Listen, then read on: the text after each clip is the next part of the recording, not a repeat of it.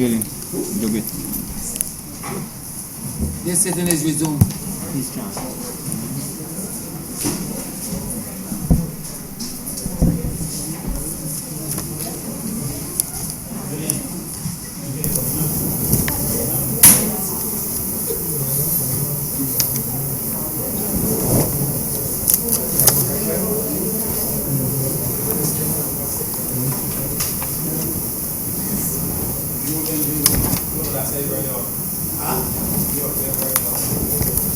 Order number 8, sir.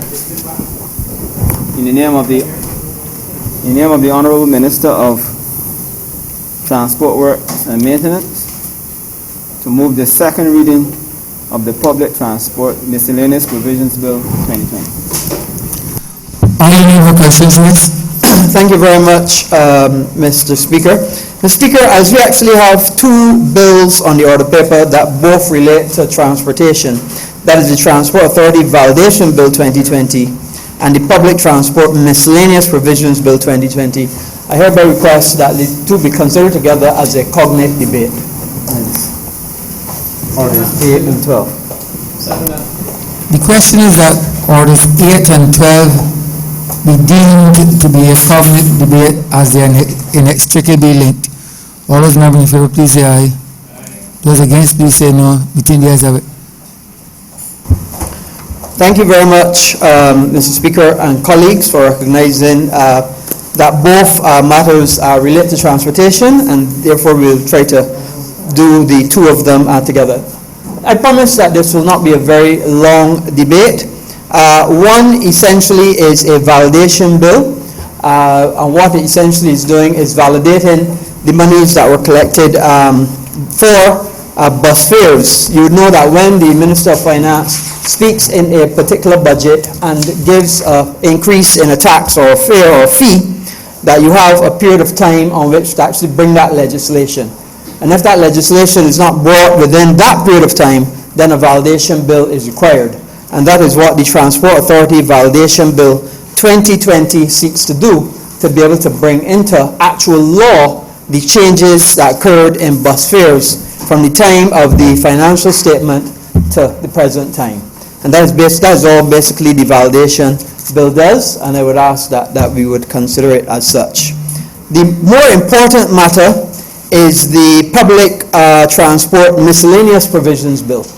And what that bill is seeking to do is to be able to give some teeth to the Transport Authority. When the Transport Authority was first put in place in 2008, latter part of 2007, I believe it was under the then member for St. George North, the current member for St. George North. Apart from the bill, which then became the act which brought the Transport Authority into life, there was supposed to be an additional regulations which accompanied that. Unfortunately, those regulations were never put in place.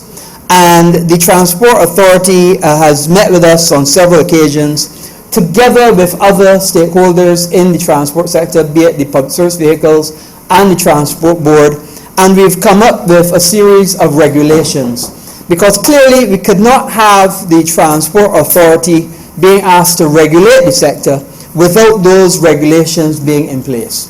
And unfortunately, before we can actually get to put those regulations before this Honourable House, there is a requirement to bring 3 other bills together and to be able to synchronize and harmonize them. And that is what the Public Transport Miscellaneous Provisions Bill does.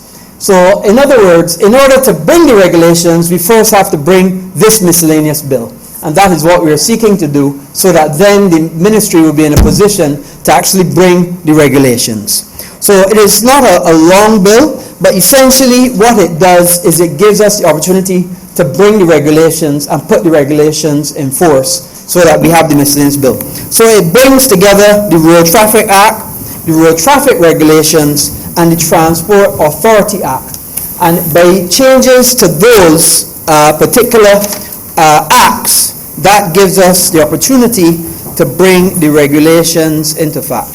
And we all know that the public service vehicles in Barbados have had let's say a checkered past. And we appreciate very much the work that all the public service vehicle people do. You have to understand, Mr. Speaker, that at times we only have 60, 70 transport buses on the road. But there are 600, 500, 600, sometimes 650 public service vehicles on the road. And they are our partners in transport, and we appreciate the good work that they do, the vast majority of them. But some of them sometimes flout the law. Some of them sometimes are off-route. They stop at places that are not designated bus stops. They overload the vehicles, and by so doing they contravene the insurance that is required for them to transport the public.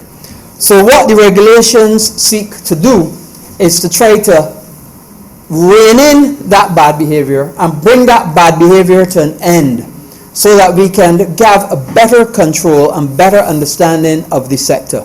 And essentially what the regulations will do when they actually come into force, once we get this miscellaneous bill through both houses, and then we get the certification of the Attorney General, what the regulations will essentially do, and the biggest part of the regulations is what you'd have heard me speak about in the past as the 3-strike rule.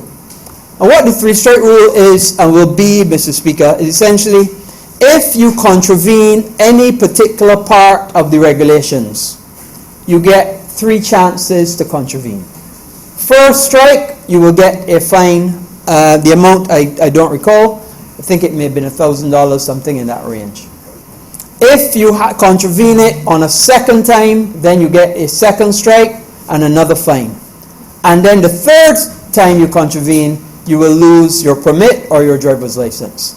And there will be certain regulations there specific for owners and certain regulations specific for drivers. And that way, and let me say that the genesis of this actually came from the Trinidad legislation. And we looked at the Trinidad legislation when we first looked at the road traffic regulations. And we found that the Trinidad regulations were actually even more stringent, and they required after 2 contraventions of the law that you would lose your permit. And that would be lose your permit for life. Not lose your permit and get it back after a year. Your permit was gone. Now, after meeting with the stakeholders in the sector, we decided that, and together with the Prime Minister, we decided that that was a little tough and difficult, and it would not be a full, complete loss of your permit or your license. Also, rather than a 2-strike rule, we would have gone to a 3-strike rule. And we had full agreement from all of the players in the sector, and we are ready now in a position to actually bring the regulations once we can get the miscellaneous bill through both houses. And that is essentially what it will be. The biggest part of it will be the regulations, because we recognize that we have to bring control to the sector. We appreciate the work that the public service vehicles have been doing, especially at this time in this COVID environment. We recognize that they've been under significant strain as well with the 60% rule of capacity and occupancy. And I've been advised by the Minister of Health, and we're looking to see what we can do to improve that. And we're in significant discussions, and I hope and I believe that he will soon be able to make an announcement very shortly about that occupancy level. Because at the end of the day, and everybody keeps saying, we're in this together. But we are in this together. Because just as I have to be your keeper and you have to be my keeper, those people that are essential service providers, of which people in the front line of it, work in the transport, meeting people every day, transporting essential workers, transporting children as they go back to school, transporting construction workers to and from home, work and play, and to supermarket or whatever, doctor, whatever it is. They are absolutely critical to the whole infrastructure and the way that this society is set up. And therefore, Mr. Speaker, I would commend that we support both of these bills, both the one, of course, for the bus fares, which is housekeeping, and the second one is to be able to put the regulations into effect. And therefore ask that these bills do not pass. I'm ready second time. And second us. You have to do them one at a time, sir. Okay. Mr. Speaker, I therefore ask that the Public Transport Miscellaneous Provisions Bill be read a second time. Second that. Honourable member for Sir Michael Rex. Thank you very much, Mr. Speaker. Just a little bit of noise.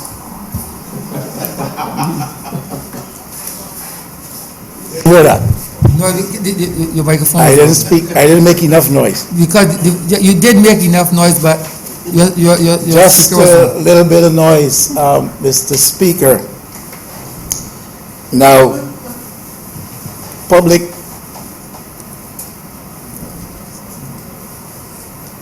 Honourable member for Sir Michael South, you turn off your.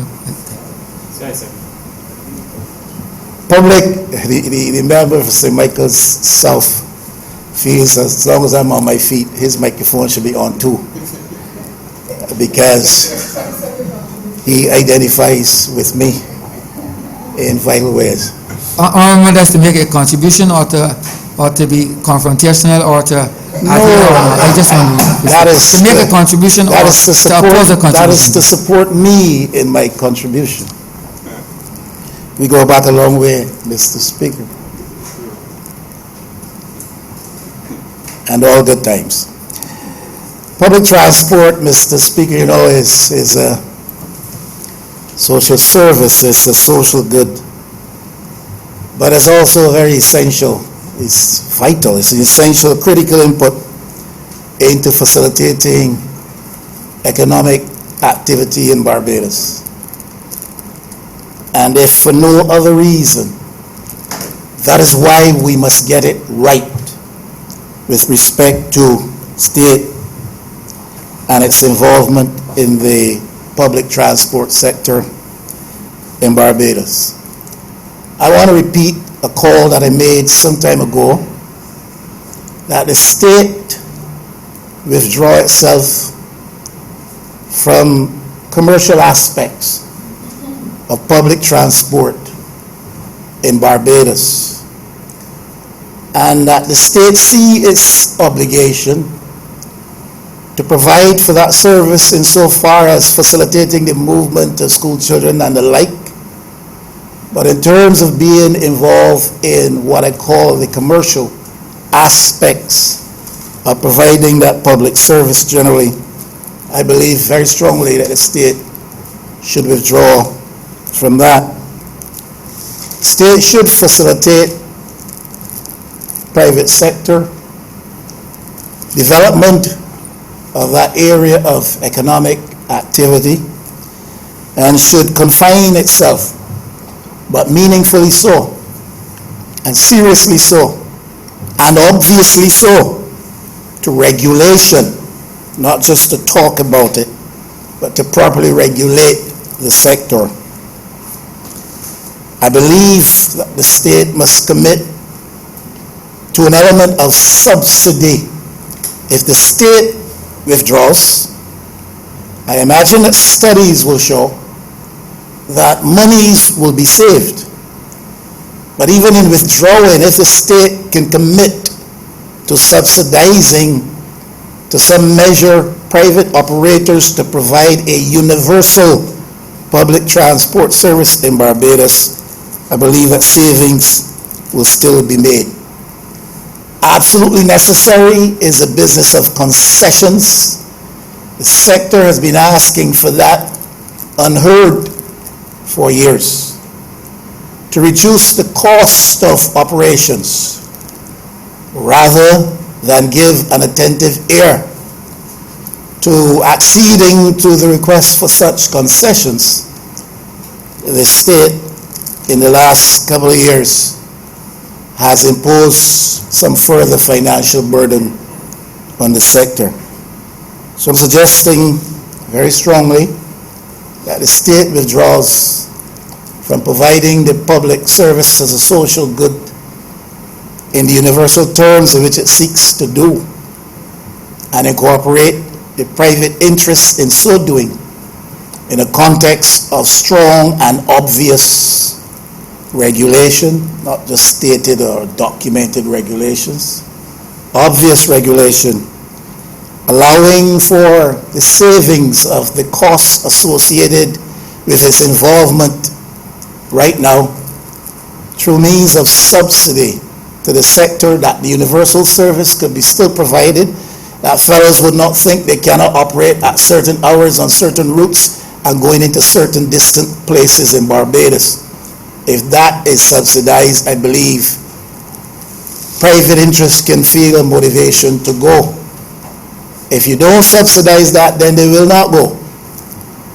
If they don't go, then the transport board, the state entity, has to provide the service, and to me, at a greater cost than if you offer a subsidy.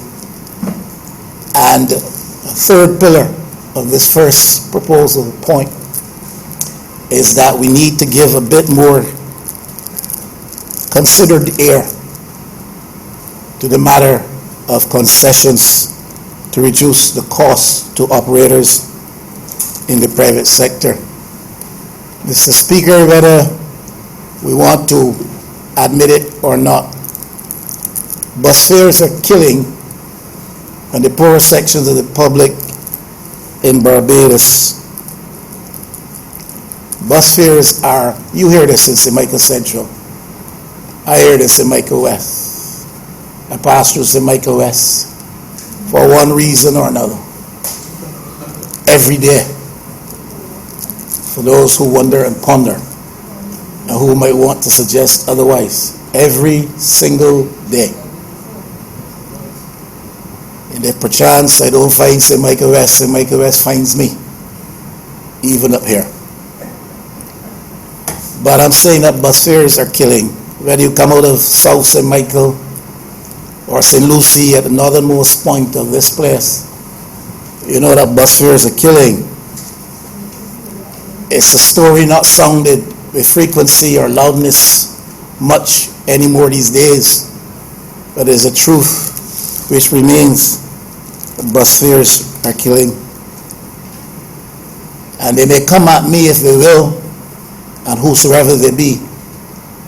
But perhaps in attempting to provide a greater base of financial support for state operations, if it becomes still necessary after you withdraw from providing universal state service in Barbados, if it still becomes necessary that government's coffers be supplemented, and we understand very clearly that the $3.50 in bus fare does not take the transport board where it ought to be in terms of its finances. But I'm suggesting that perhaps consideration may be given, a study certainly should be done to see if some form of levy would not help us to reach better the goals, the financial goals that we have, while alleviating some of the pain upon commuters, especially poor commuters in urban St. Michael Central or rural St. John. And I think in the same way that we can apply across the board a garbage and sewage tax, and that people are asked to pay this, especially poorer people who are not linked into the sewage system, perhaps those who are more well-to-do and who travel by costly vehicles could be asked simply to set aside a little bit in a transport levy to help out the cause of the poorer lot among us. After all, we are all in this together. We are all in this together. I want to repeat the call. I made this before, and I've heard in recent weeks of the Honourable Prime Minister making the same call, that we incorporate the presence of the public service operators at all levels in helping with transportation of the public in this time of COVID. We do not know how long it will last. Many of these people have been displaced because of the collapse of the tourism sector upon which their livelihoods depended. Whether they're at the airport or at the seaport, or around the various parts of Bridgetown or elsewhere, I believe, and I overhear the Honourable Minister suggesting it's already done. And if it's already done, I applaud that. But I called for it, and I've heard the Prime Minister in recent days or weeks talking about it. Support the call. However, with this qualification, Mr. Speaker, I do not think that when we make such a call, it should be the intention that we seek to offer some kind of favor to any select group. So that select interest that benefited from private contractual arrangements with Ross University, contractual arrangements which now lie dormant because of the absence of the university, should not be an indication that that is the preferred group. Our friends or allies or our supporters or even our constituents, if that applies, should not be the ones that we single out for benefit in such an exercise.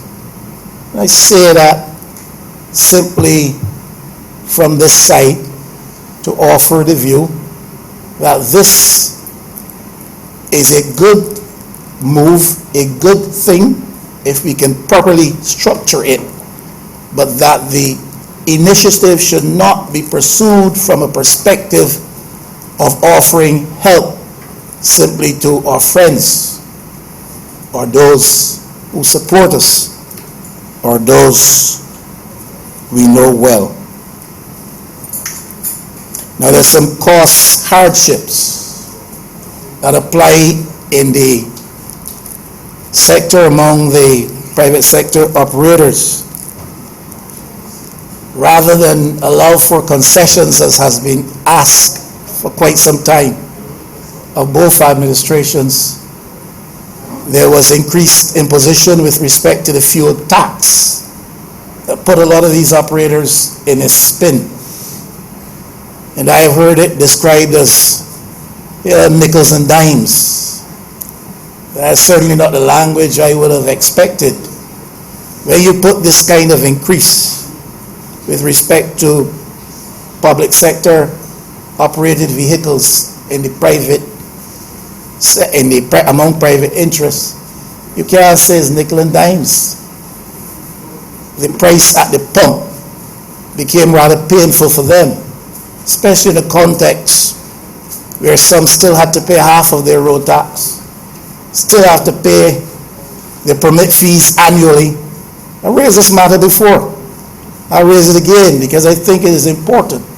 We can't stand and in one breath say that this sector is a partner. We can't stand in one breath and say that they provide an essential and vital role. In fact, they were classified as essential service when other entities were not.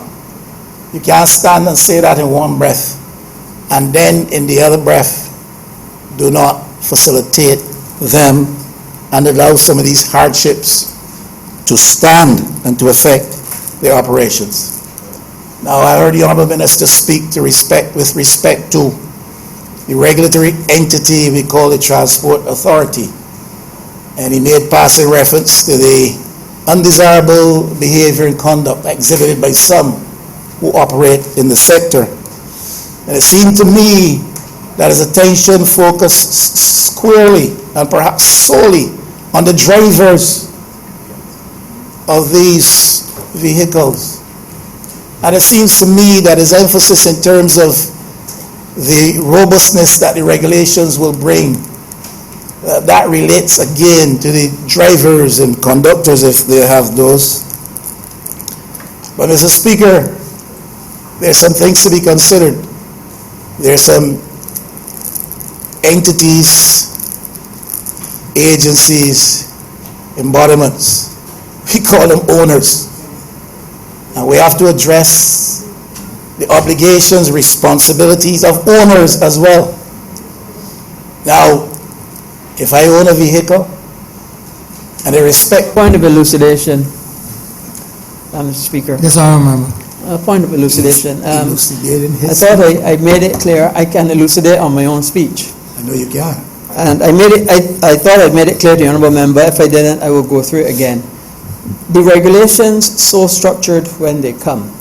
There are some regulations that will relate just to owners. And there are some regulations that will relate to driver conductor. So we have recognized that in the past, the drivers took most of the brunt, but sometimes the owners did not. So I'm hearing the Honourable Member, and just to elucidate, yes, in the regulations that come, there will be a section, 3-strike rule as well, for owners, permit holders. And I'm glad to hear that, Mr. Speaker, and I apologize. Maybe the Honourable Member didn't make enough noise when he said it previously, but I'm hearing him clearly now. And noise has reached my ears, and I'm glad to hear that we will pay some attention to the owners as well, because they have a responsibility with a license for a vehicle on the road and the privilege to have one, and some 4 and 5, and I don't know where the number starts and how they got so many. That's another story to be told. But they have a responsibility, being so privileged as they are, to have these vehicles on the road from which they make some money, whatever the arrangements are for the actual day-to-day operations and movements. Their responsibility, and the regulations should speak to them. Now, a lot of the undesirable behaviors, I understand it, I believe you, same signals reach you, derives from the fact that these fellas are hustling. It's the competitive nature of the business. I saw one overtake me recently, Mr. Speaker, and stop diagonally across the road in front of me, the middle of the road. And I am glad that it was not you in my position there, Mr. Speaker. The outcome probably would have been different. Meaning that I would represent one of them, sir? I don't know. I would represent All one I of them? need to say is that I held my peace and asked for grace for the moment.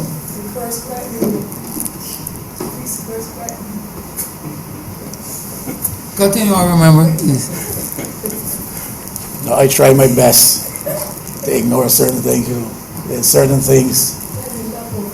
things that don't sit well with me, and I don't see them as part of the political, I see them as character assassination. I do. But I will ask for grace again in this moment, Mr. Speaker, and push on. And a lot of the hassle, a lot of the bad and undesirable conduct derives from the hassle in the environment out there around the activity. These increases of recent times could only have added, the increased impositions, notwithstanding the increased bus fares, could only have added to that culture of hassle out there.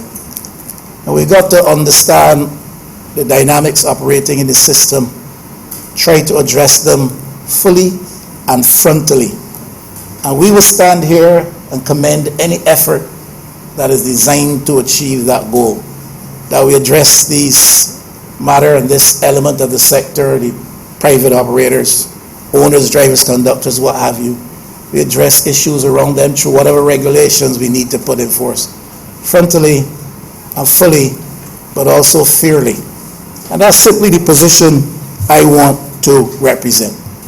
And maybe we ought to take out of the mix the element of hassle, not only by providing for regulations that run counter to that instinct to hassle and misbehave and indulge in an undesirable conduct, but perhaps we need to put into the mix a fair structure for these, not a fair structure, a fee structure for these operators, these drivers, which is regulated. Transport board driver is paid X amount of money. A PSV operator, a ZR driver, a B-man, however they're labeled. I say B, I mean the letter B, please. Quickly come to that, because I saw the quick glance from my friend from St. Michael South I tell you, our bosoms meet together. And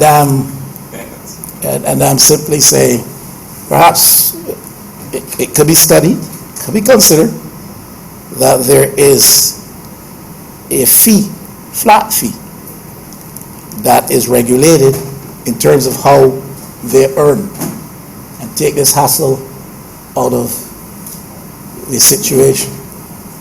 Left as it is, where the more I can pick up, the faster I can turn around, the more I can make, especially in this time of hardship.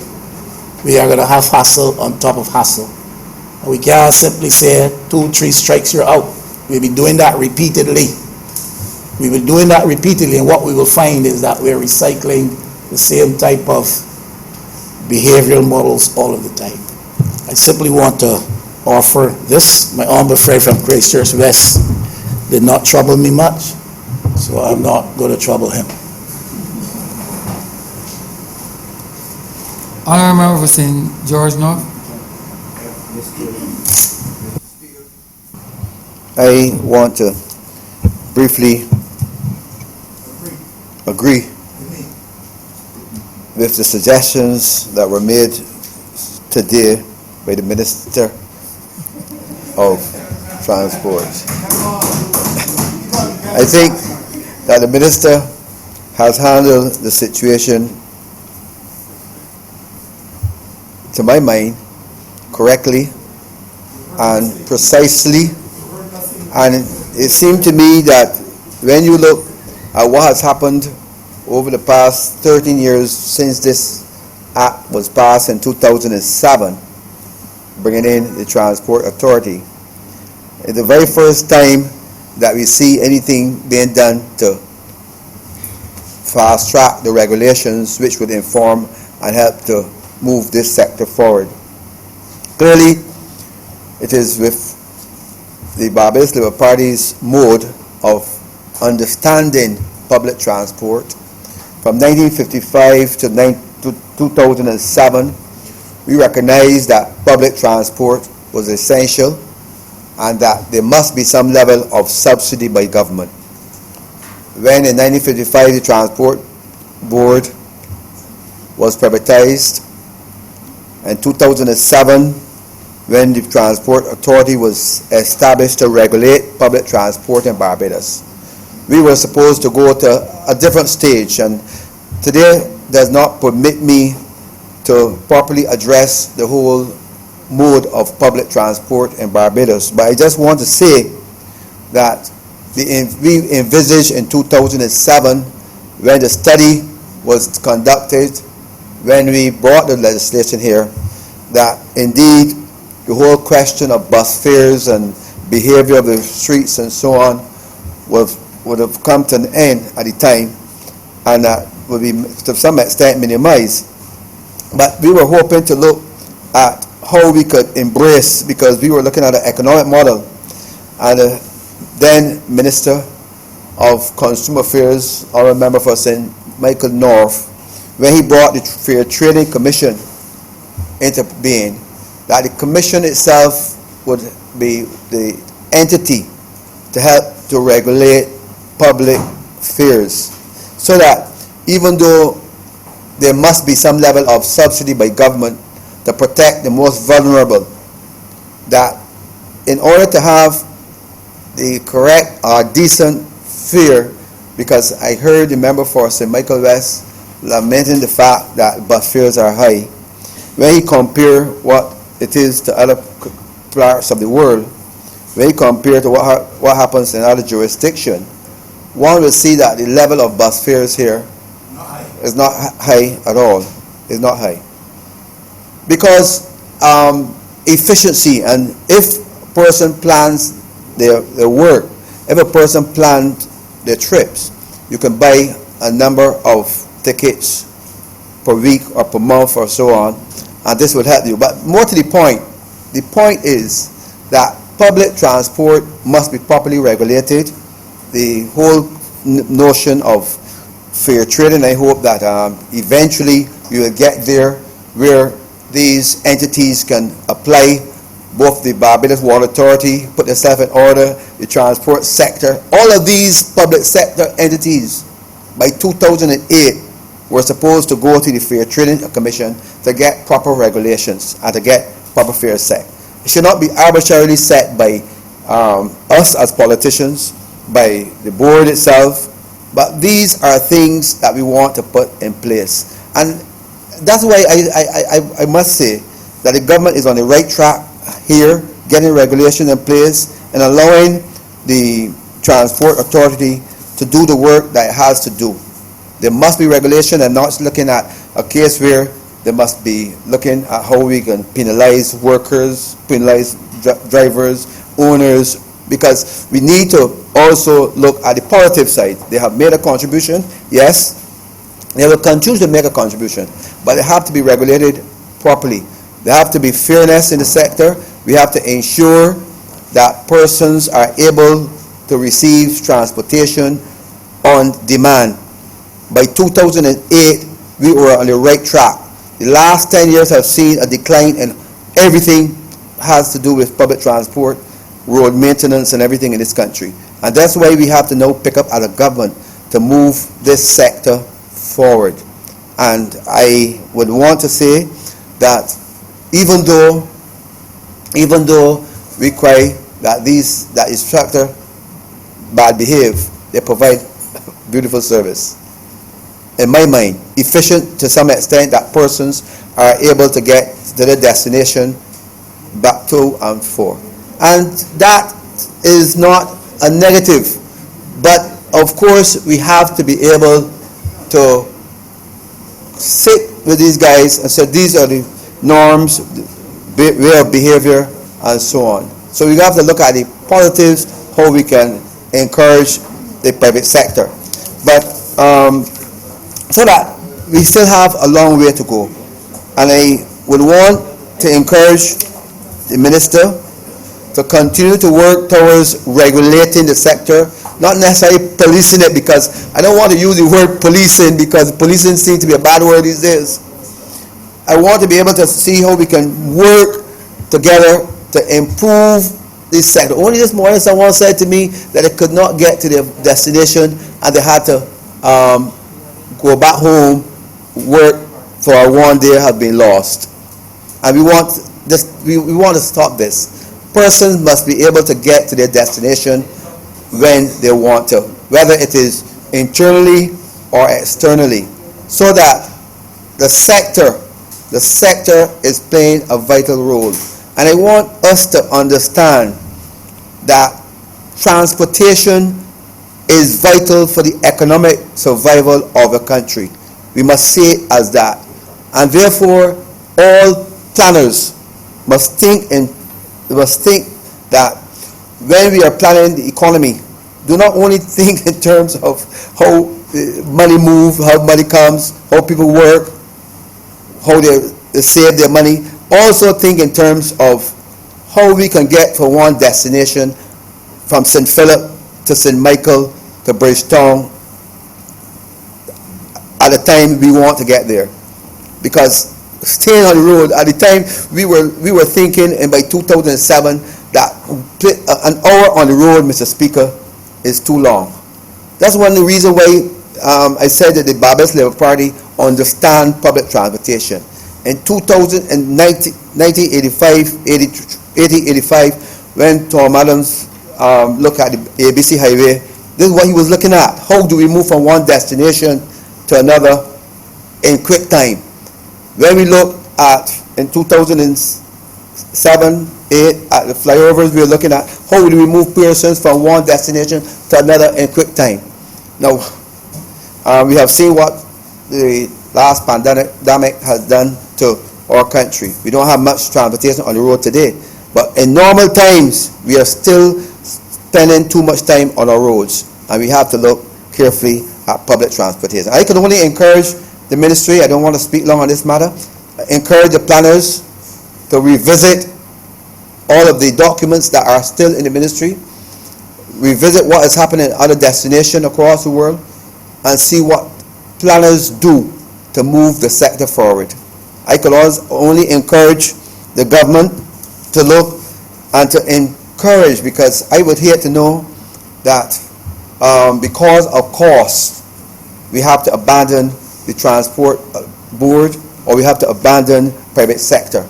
We as a government must understand that we have a duty to subsidize in some way public transportation, and I think we need to sit down over the next couple of months or years or whatever to put our heads together to plan this sector just the way we are planning other sectors within the economy.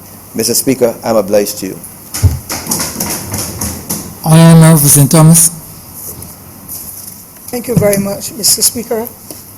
I wish to laud the Honourable Minister of Transport for bringing these two bills for us to be able to give teeth to the Transport Authority.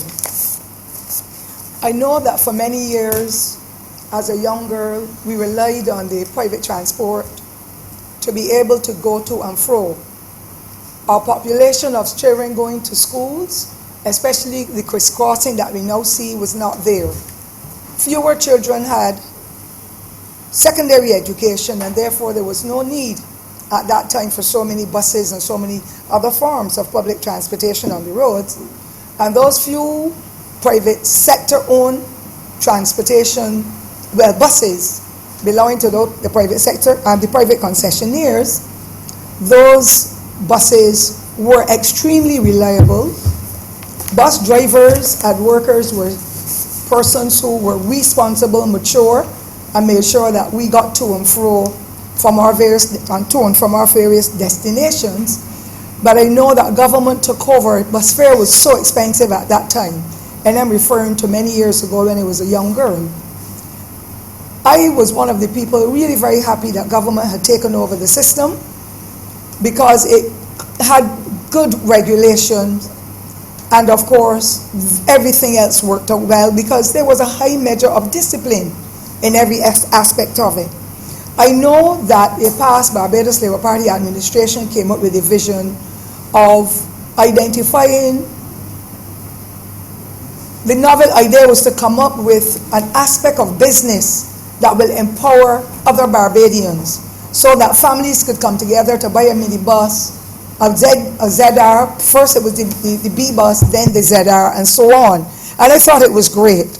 But then I experienced, and all of Barbados has experienced, an element of disorder and discipline that is not in keeping with the Barbadian culture at all. I believe, sir, that with all the good intentions, things got out of hand. When some people were able to access 5 and 6 and 8 permits in one person's name, or in a family's name, or in a group's or company's name, and the Transport Authority did not have the necessary regulations in place or the teeth to be able to treat to the matter. And I'm treating it to this, sir, in a very impassioned way, because what I see happening on our roads and now infiltrating our general rural communities is really not in keeping with the culture that Barbadians have grown accustomed to. And it is extremely dangerous and creating numerous problems for everybody, every sphere of a route, don't care where in Barbados it is now. Our senior citizens cannot deal with it, I must contend. And when our young people see it, they too are getting involved in the level of indiscipline that is contrary to Barbados and the life and the lifestyles that we have lived. And so I am happy to see that some element of strengthening and some teeth and authority is being given to the Transport Authority to be able to tackle this matter. If it is not treated to, sir, as urgently as possible, it is going to become worse. So regulation for me at this stage and for the Labour Party is critical in order for us to bring the sector and an element of discipline into our system so that people can feel safe on the roads, whether they are using the private transport system or not. I have used it in between. I still try, because there are times when you have to take your vehicle somewhere and you need to get to where you're going. But I'm extremely selective because I've got elements of fear in me every day as to what I see on our roads. I want to say, sir, that the system is in a mess, meaning the PSV system. And I heard some of the discussion on a program on Sunday night that even gave me more opportunities to speak with a little more element of authority in this respect. The law needs to be practiced. It needs to have, the system needs to have more teeth to be able to bring those perpetrators out of the system, and let us go forward with a better, smoother, and more efficient transportation system. There are other countries in the Caribbean who have gone this route, and the systems are running exceptionally well. The bad behavior, the loud music, the threats, the fights, the videos that we see, the cursing, it is contaminating our schools' children. And unfortunately, there are some parishes, some communities where there is no transport board bus route as such. And because of our limited bus system now, some communities have no transport system at all when it comes to the transport board, that a lot of more mature people would rather travel on. But I see our school children every day, and I'm going to focus, Mr. Speaker, sir, in my small intervention as to what I see on the Jackson route that really needs to be attended to as a matter of urgency. Our school children are put in, sometimes you can see 25 and 30 children packed in those buses. You see the drivers smoking the weed, drinking the alcohol, cursing everybody, blocking the road. All of our members in here, sir, I believe, are exposed to that kind of behavior wherever they are going in this country. And it is an element that bothers me tremendously, because sometimes we see some very serious accidents. People are injured, and sometimes the bus is a bus that is off route. And the Honourable Minister, I have given up now treating to the Transport Authority, because I would have been seen as a pest, but I don't mind, because I'm going to stand up for what is correct and proper. I come in here to make my little jokes and so, but I can get very, very serious on matters where the indiscipline is so rife that people have to jump out of the road, skip out of the road in order to save their lives. They snake on the road, and that Warren's Junction is going to cause quite a few people to be seriously injured or lose their lives, because outside of the Warren's Polyclinic, the now Eunice Gibson Polyclinic, the buses stop there for inordinate periods of time. So anything entering into the community that is to the east of the same bus stop between the Polyclinic and the same bus stop to take you into Bridgetown, they cannot get out from their homes. There are clinics in there beyond the Polyclinic where people have to go to get their various blood tests and so done. And it is one of the most dangerous things, and they do not respect pedestrian crossings. I don't know what form of education has to be put in place for people to know a pedestrian crossing is for people who are crossing the street, and therefore they should be able to do it freely. But when buses, especially the ZRs and the B buses, are stopping on the crossing at Warren's and soliciting passengers, it is wrong.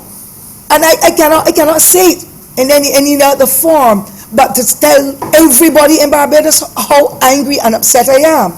I have a problem, Mr. Speaker, sir, with the speeding and the accidents. And yes, attorneys at law will get jobs. There's nothing wrong with that. That is their training. That is their responsibilities. But why must the Queen Elizabeth Hospital and other institutions be saddled with people with critical injury, and then the services that the taxpayers are paying for? Sometimes we go in the way to the casualty for hours because of an accident of that nature.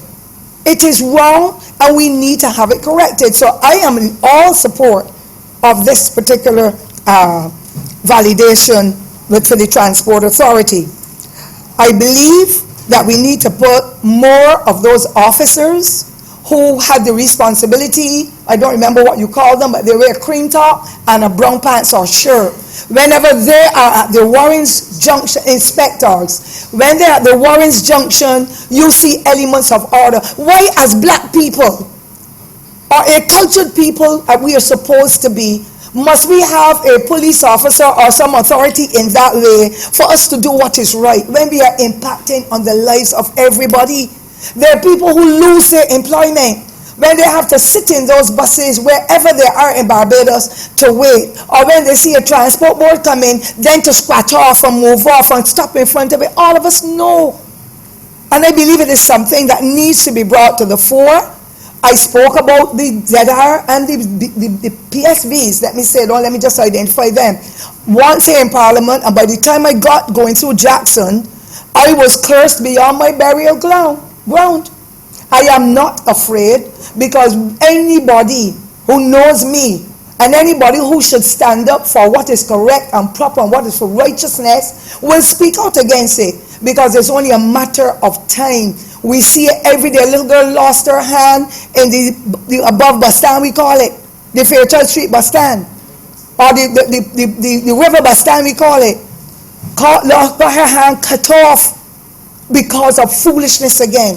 Mr. Speaker, sir, I am really very, very upset. And I just want to say that the court system, and I'm thankful for the Honourable Attorney General and the efforts this government is doing for putting other judges and magistrates and systems in place for the fast tracking of those hundreds of cases. No ZR man or minibus driver should be going to court with 100 cases, 100 reports. What is happening in this place? And then we want to know how the youth get so. The youth get so because those persons who are adults that should be treating to matters of this nature are just overlooking it, or they're telling to the owners, meaning the bus owners, and the bus owners are people in authority or were in authority that are high society people who are not treating to the matter. And finally, I agree that the workers in the system should be given a flat salary instead of having to hustle to be able to raise extra money to give them good money to carry home. Nearly every last one of them, Mr. Speaker, man or woman, have got children of their own. And therefore they need to be able to get enough of a salary or wage to take home to feed their family, instead of having to be all over the place hustling to make an extra dollar bill. Whatever the owner says bring home, if the owner says bring home $500, by the end of the day they have to rush to bring home the $500. I believe that's what causes them to be moving all the time in the reckless way they're doing it. And it seems as though the authority have no teeth. I have refrained from sending information to the authority. I've taken videos, I've taken conversations, I've written official letters, I've sent the numbers of the vehicles, because it is wrong. And I'm seeing more and more on a daily basis minibuses and ZRs that should not be on the route where I live. For the 4 or 5 that have been given permission, sometimes you see as many as 10 of them that are plying the route, driving recklessly, picking up passengers, setting them down, not conforming to the COVID protocols, doing as they like, and people seem to think it is fun. The other thing is, they are not going the extent of the routes that they have been given permits to travel. And so many of them will take the 4 of Lion Castle, because they have to come to St. Thomas. The people voted for me resoundingly to represent their interests. And I am sad to know that the people in Lion Castle, who have to walk for nearly 2 miles after they exit the bus by the post office in St. Thomas, have to go through the rain, the hot sun, if they are ill, if they are pregnant, if they are disabled, to walk from a main road when the route says any bus going to Sturgis must go to Lion Castle, come through Highland, come through Welchmahon Main Road, go through First Avenue, come through Second Avenue, go through Bryans and Loop, come through to Welchmahon Main Road, on to Harrison's Cave, go to Sturgis, through the Vault Road, come back to town. It is not happening, sir. And I am hurting, and I'm expressing it here because it is pointless me now working with the Transport Authority on these matters that are so critical, when unfortunately I sent a video and the person was given a notice from the Transport Authority to be suspended January 2020 for the entire month. That bus worked every day of January. 2020, it was never pulled from the road. I believe because this validation bill was not in place. I shall continue to look out for the interests not only of St. Thomas people, Barbados in general, to be able to make sure that people conform with the laws. And I agree with what the Honourable Member and Minister said, the Honourable Member for Christchurch West said about withdrawing the strikes that they should have. And if they make the 3 strikes and they take away the license, take away the permit, whatever. Mr. Speaker, there are some of them that are driving around with fake ZR numbers and possibly B ones, so I haven't seen the Bs. I saw the ZRs. And one of them that I made a report on, when it was called in, it was found to be so. So it means that I was not lying, my photographs were not wrong, and you can tell when they have on fake ones. You can see the frame, the bigger frame of what would have been on the ZR before, and another one is over it. We must get serious in this country to protect and save people's lives, to let them get to their work on time, to take them to the various destinations, and to stop breaching laws or rules or regulations. It is not happening, and I am so happy that I am at the age I am at, because I don't have to tolerate it at some point in time once the Lord spares my life. I believe, Mr. Speaker, as I close, that the Transport Board has to be an integral part of a public service for people and protecting, and the Honourable Member for St. Michael West made the point, for protecting the most vulnerable. There are some people who have not got the necessary resources. Don't care how we try to improve their quality of life, they do not have the resources. And so the senior citizens must be protected. Those who are from the special needs category have to be protected, and the service has to be made available for them. I do not know of any country in the world that has not got a public transport system where the state provides provision for them to travel to and fro. I close, Mr. Speaker. In discipline, when it comes to going off-route, when it comes to running through red lights, some civilians, some other people in the Barbados do it as well, private drivers. When it comes to that uniform, when it comes to the drinking and driving a bus and using the cellular phone in the air, all of that is still going on, and it is escalating as the days go by.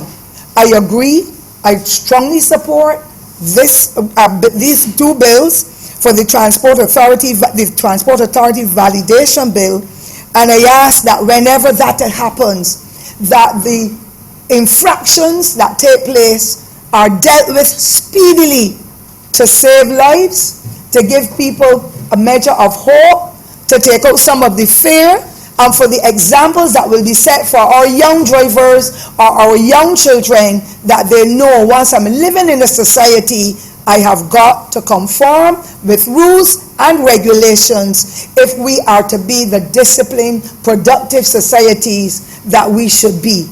And therefore, Mr. Speaker, it is with those comments that I would wish to highly commend the bill and to let us go forward and move our transportation system out of the gutter, because we're not accustomed to it, and it is creating too many challenges and causing families to suffer with death, to suffer with serious injury, for the insurance companies to be paying out large amounts of unnecessary funds, and for the creation of chaos in some aspects and communities in our country that we can do well without. I wish to thank you, sir, for giving me the time I create.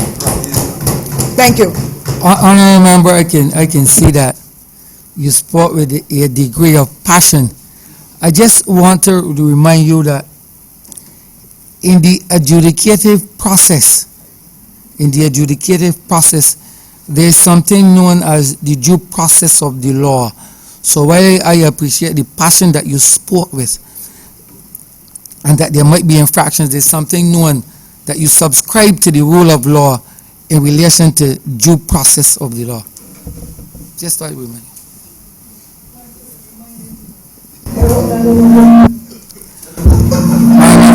Yes.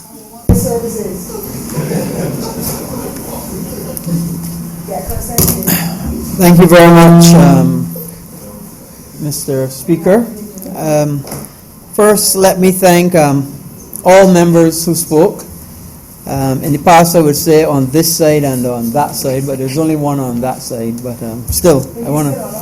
Well, the question is, we're all in this together.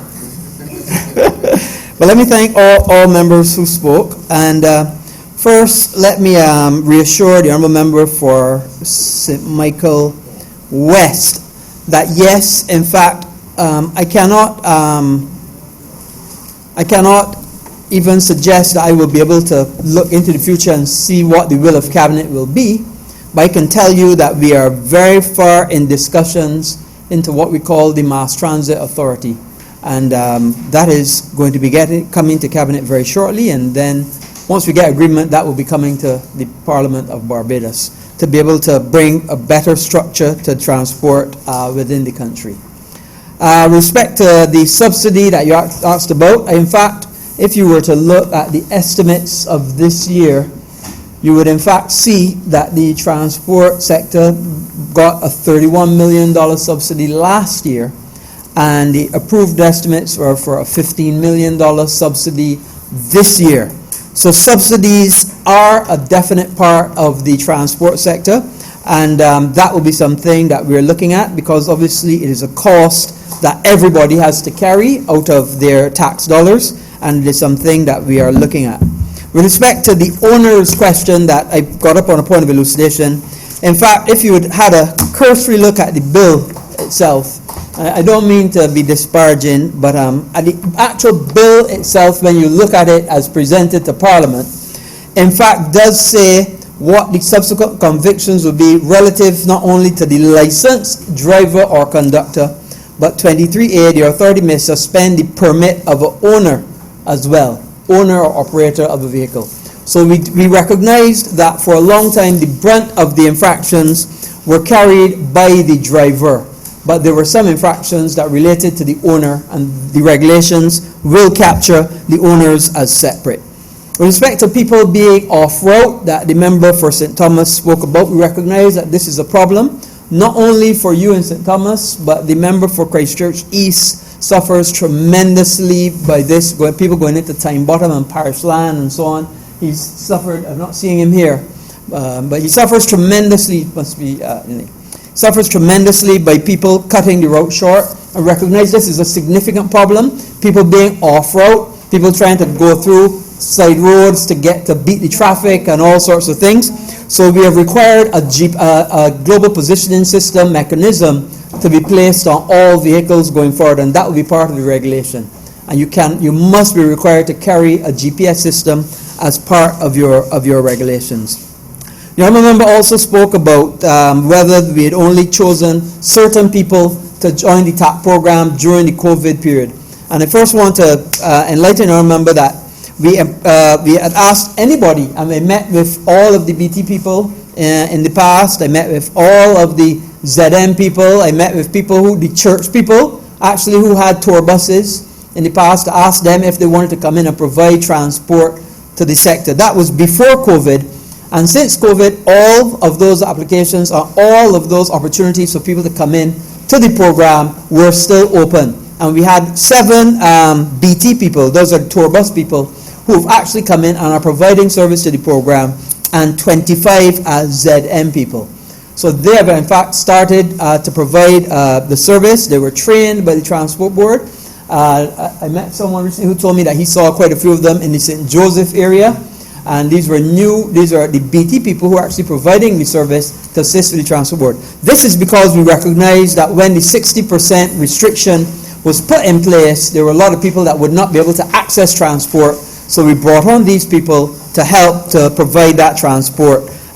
Whether that practice will continue, we will assess and see what is required, because we want to get everybody to and fro and transported. You'd also have seen in the press that we've also looked for an RFP for somebody to provide a school bus service.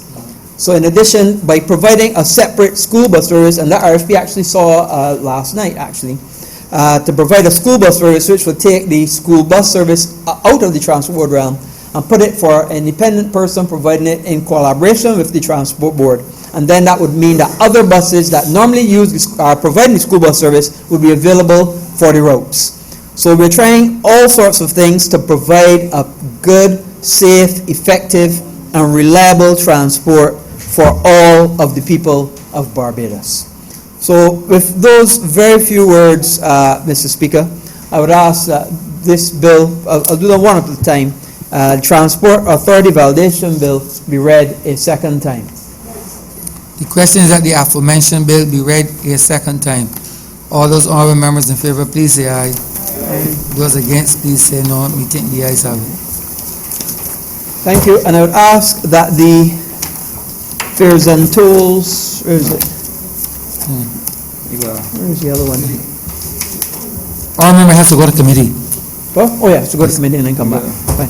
I would ask then, Mr. Speaker, that you do leave the chair for further consideration of this bill in committee. The question is that the speaker do not leave the chair and the house resolve itself into committee for further consideration of this bill. All those honorable members in favor, please say aye. Those against, please say no. Me think the ayes have it.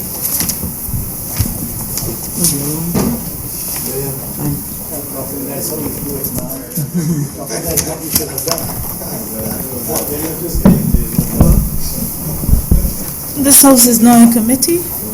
Clause 1. The chair, I beg to move that clause 1 stand part. Question is that clause 1 stand part. All honorable members in favor, please say aye. All those, somebody say? Yeah, all those against say nay. Methinks the ayes have it. Clause 2. Madam Chair, I beg to move that clause 2 stand part. Question is that clause 2 stand part. All honorable members in favor, please say aye.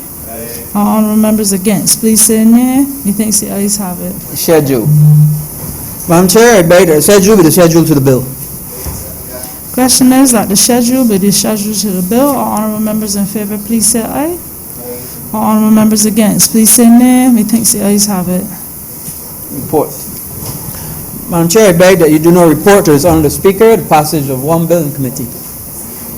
Question is that I do not report to His Honour the Speaker the passing of one bill in committee. All honourable members in favour, please say aye. All those against, please say nay. Methinks the ayes have it.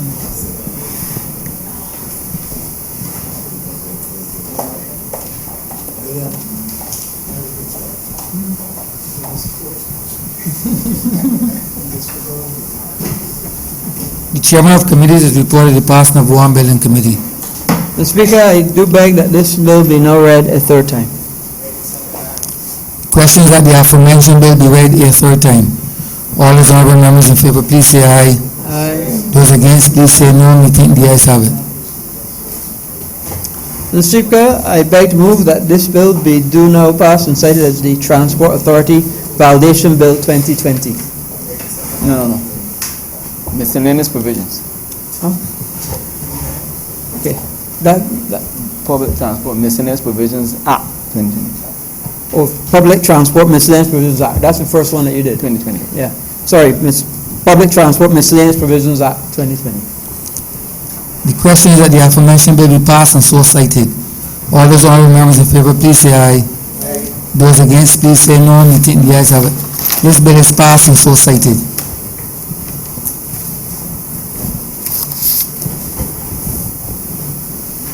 Want me to do the other one? Order number 12, sir.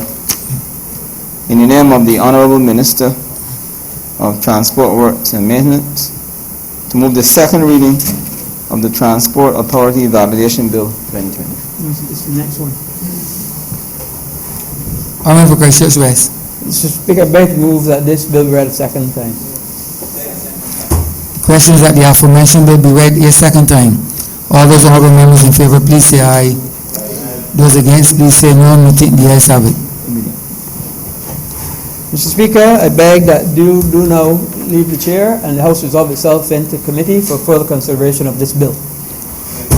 The question is that the speaker do now leave the chair and the House resolve itself into committee for further consideration of this bill.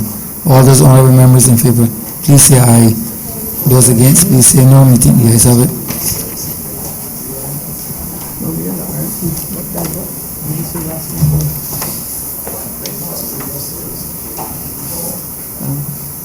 This house is now in committee. Clause 1. Madam Chair, I beg to move that Clause 1 stand part. Question is that Clause 1 stand part. All honourable members in favour, please say aye. All those against, please say nay. Methinks the ayes have it. Clause 2. Madam Chair, I beg to move that Clause 2 stand part. Question is that Clause 2 stand part. All honourable members in favour, please say aye. All those against, please say nay. Methinks the ayes have it. Report. Madam Chair, I beg to move that you do not report to His Honour the Speaker one passage of one bill in passing of one bill in committee. Question is that I do not report to His Honour the Speaker the passing of one bill in committee. All honourable members in favour, please say aye. All those against, please say nay. Methinks the ayes have it.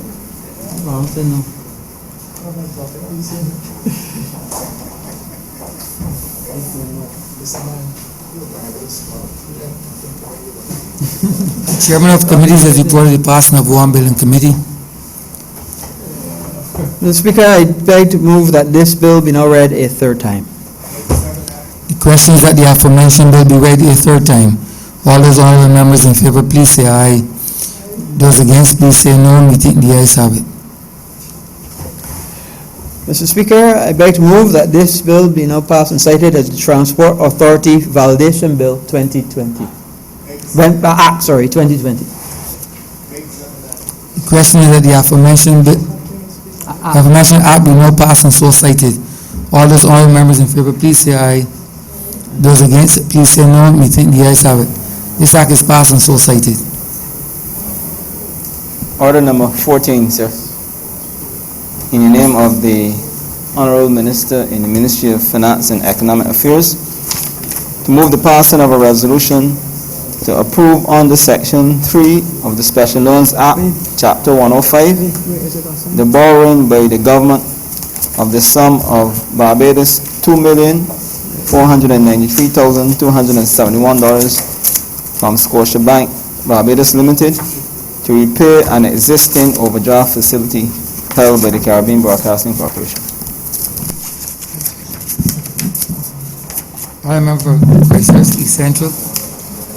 Thank you very much, Mr. Speaker. As you are aware, sir, upon coming to office, the government announced a comprehensive domestic as well as external debt restructuring, of which the central government took responsibility for a number of debts and monies owed or owing by a number of state-owned enterprises. And therefore the resolution before the Chamber this afternoon, sir, is one of the aspects related to the, in this instance, the overdraft facility of the Caribbean Broadcasting Corporation. Permit me, sir, just to read the resolution for the record of the Chamber before I get into the particular substance of the matter. So, the resolution reads, sir, whereas by virtue of Section 2 of the Special Loans Act, Cap 105, the government is authorized from time to time to borrow from another government, any bank, corporation, company, or other institution, sums of money not exceeding in the aggregate Barbados $2,500 million on such terms as may be agreed upon between the government and the lender of any such sum of money. And whereas by Section 3 of the said Act, it is provided that any money borrowed under the authority of this Act shall be appropriated and applied to such purposes as Parliament may approve by resolution, and that such money and any interest payable thereon is charged upon the general revenues and assets of Barbados. And whereas the government considers it necessary to borrow the sum of Barbados $2,493,271 from Scotiabank Barbados Limited to repair an existing overdraft facility held by the Caribbean Broadcasting Corporation. And whereas the said sum of Barbados $2,493,271 is borrowed on the terms and conditions contained in the commitment letter the main provisions of which are set out in the schedule.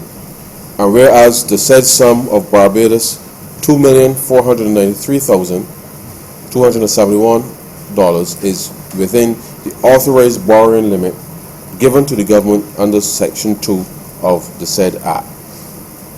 Be it resolved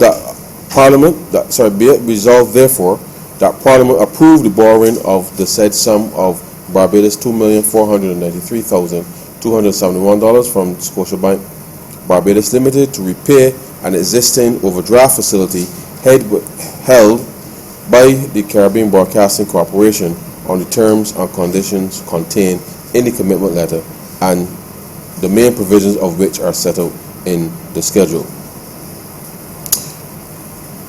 Mr. Speaker, sir, as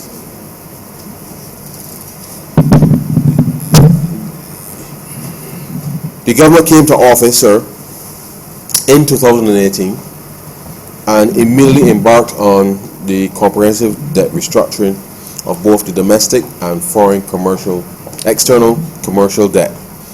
And the government assumed the responsibility centrally on behalf of a number of state-owned enterprises, approximately some $718 million in loans held by state-owned enterprises, which were exchanged as part of the new government of Barbados securities.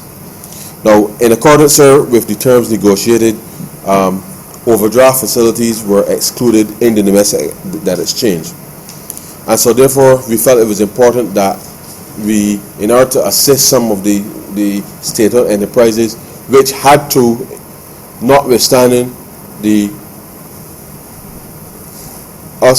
central government assuming the responsibility for the debt, that structurally they needed to go through a number of reforms which, as you know, sir, under the Barbados Economic Recovery and Transformation Program, a number of state-owned enterprises, of which the Caribbean Broadcasting Corporation is a part, have gone through a series of reforms to be able to put these institutions, sir, on a much more financially viable path, but certainly being able to improve the quality of services that they're offering to the public.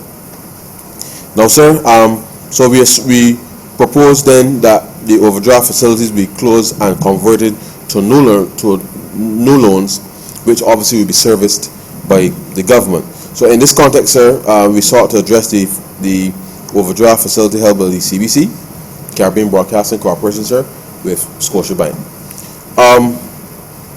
The truth is, sir, that this facility is meant to be paid over the course of 18 months, and the term sheet, sir, which is in the schedule, the amount, as previously said, sir, before, is $2,493,271,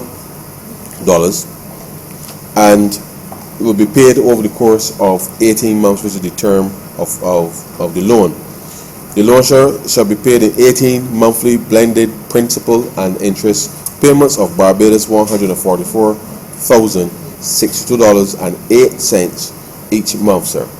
And the balance of the loan, together with all accrued interest and amounts outstanding, shall be paid on or before the date, which is 18 months from the date of the initial advance. The interest rate, sir, on this particular facility we negotiated is actually 5%. And interest is payable monthly and calculated on the basis of the calendar year, sir, for the actual number of days elapsed divided by 365. Now, sir, the reality of the situation is that when we came to office, sir, and just to give a little bit of history, the facility that has been renegotiated, sir, was standing at, the interest on the overdraft was around 10%, sir. 10%. And just to give a little bit of history on this particular facility, this specific account, sir, was opened in August of 1972 at clearly the Bank of Nova Scotia, and the overdraft facility then in 2006, sir, was increased from $1 million to $3 million, which seemed natural, sir, in response to the growth of the business. And then in 2009, sir, the overdraft facility then was increased again by $2 million to $5 million to fund obviously anticipated increase in business. The reality, sir, is, as you know, the Caribbean Broadcasting Corporation, sir, has been operating over its inception, sir, primarily by being able to source material from outside, sir. And as you know, sir, based on intellectual property, you have to pay the appropriate royalties with respect to that, in order to provide content certainly to the Barbadian public. As we would have seen over the years, sir, there's been an expansion in terms of where the MCTV component would have moved from STV to MCTV. And whilst Barbadians would have subscribed to that initially, the liberalization for the most part of that market space would have seen new entrants into that space. Over certainly the last 10 years, sir, TV on demand has become a much more prevalent option for Barbadians, as our Barbadians then increase their access to internet, and therefore I can watch TV whenever I want, sir, as opposed to waiting for the Sunday matinee as when we were a little boy, sir, on Sunday afternoon to so do. And therefore the corporation, sir, has not always kept pace with what has been happening from a technological perspective. And certainly, sir, in the media business, one has to be particularly aggressive and agile in an environment where it is driven by competition, one, and by being able to produce content which then can be priced accordingly for the appropriate distribution to the market. Now, sir, I don't know a lot about media. I don't know a lot about production, but we all know, sir, that a majority of what the Caribbean Broadcasting Corporation does in the context of what the public sees, we know that they have a number of radio stations. We know that they also have the MCTV component, and we also know that they have Channel 8, sir, as its primary lines of business. And the truth is, sir, there is a private entity that when one compares to CBC, notwithstanding the full backing of government over the years, there is a private entity that does similar things, with the exception of the producing for TV 8, Channel 8. And I remember, sir, as a boy watching Channel 3 before it went to Channel 9, before it then became 8. And the reality is, sir, that whilst one could understand why you would move from one platform to another, the reality is that we've seen in the space other competitors, sir, deliver similar services to the public competitively, which then obviously would have potentially, sir, taken market share away from what CBC would have been able to garner, given that when I was a little boy, sir, the only thing to watch was either CBC, sir, or some tapes from the video shop. And the reality is that too has changed, because as we know, sir, nobody writes tapes anymore for the most part. And I think that certainly in the last 15 years, nobody has really rented tapes in the way that we used to rent tapes, sir, when we were growing up. And these are some of the things that the public understands happens obviously in an environment where once you started to move from, first it was cassette tapes, sir, and you stick it in your radio and you would dub off a few tunes or whatever you want to do off of the radio. Then VCRs came into the mixer, and therefore persons had access, which will then go to the video shops to be able to watch content other than what perhaps CBC was offering, sir. Then came DVD, sir, which allowed for much greater level of storage.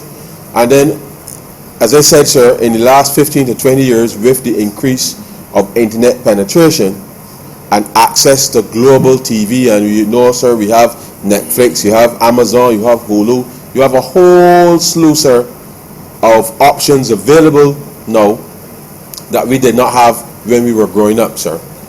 And CBC, sir, has not necessarily changed its structure to respond to what has been a very aggressive form of competition, not just domestically, as I said, with the other entities and players who have come into the market and have not only been competing directly with the lines of business, with the exception of just the free to air. I just said free to air in a very loose sense, sir, because it's not free.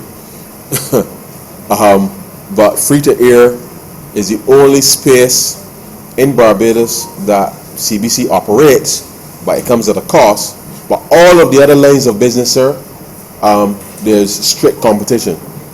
But not just that there's strict competition in that space, but other entities are also offering additional services on top of that. So therefore, when you put all of that in the mixer, and no significant investment to upgrade technologies over the years, was we would have been spending money at CBC, we weren't necessarily spending money over the years in terms of improving the underlying IT infrastructure that CBC was operating under.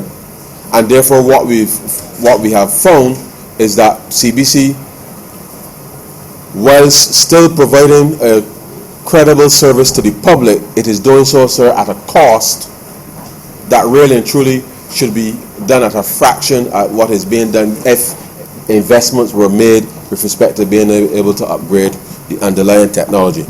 And the truth is, sir, that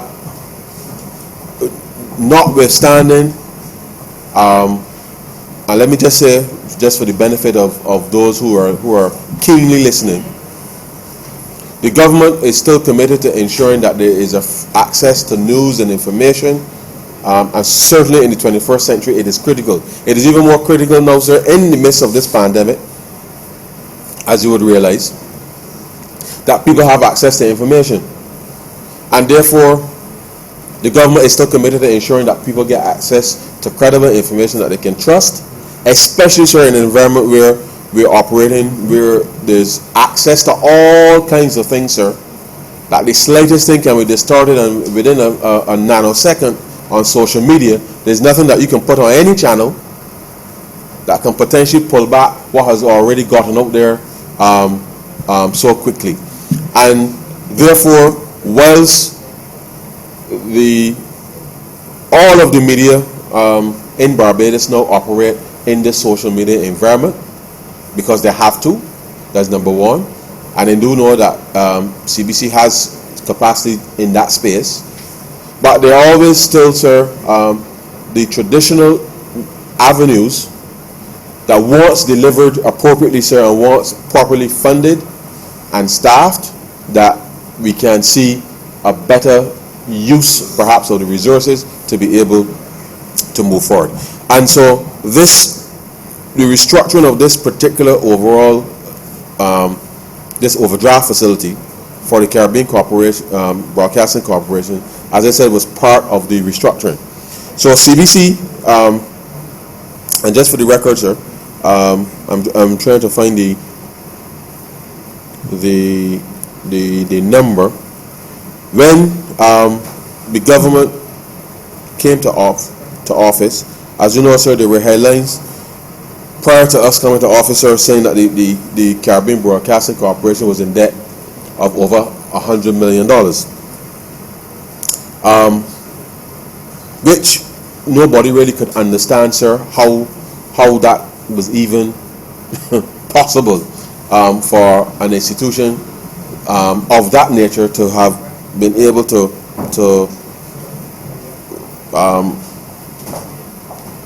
be allowed over time to increase a stock of debt that clearly became unsustainable, because as you would appreciate, sir, for an institution where, notwithstanding the performance of NCTV, which really was the operations with respect that provided the cash to CBC, that even though MCTV was the underlying business line that allowed for CBC to run on a day-to-day basis because of the subscription, that so long as you had such competition in the market, sir, with the other entrants, and the competition has been stiff, because as I said, sir, they've added services beyond that which CBC offers, and therefore with that view it would have been clear that CBC could not have been able to sustain itself in the current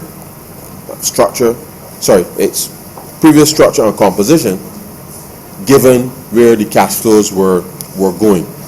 Now, sir, part of that debt relates to the pension fund, and I won't get into that specific element today, because notwithstanding all that was happening over the years, the pension fund as it relates to CBC was not, having been established, was not appropriately funded.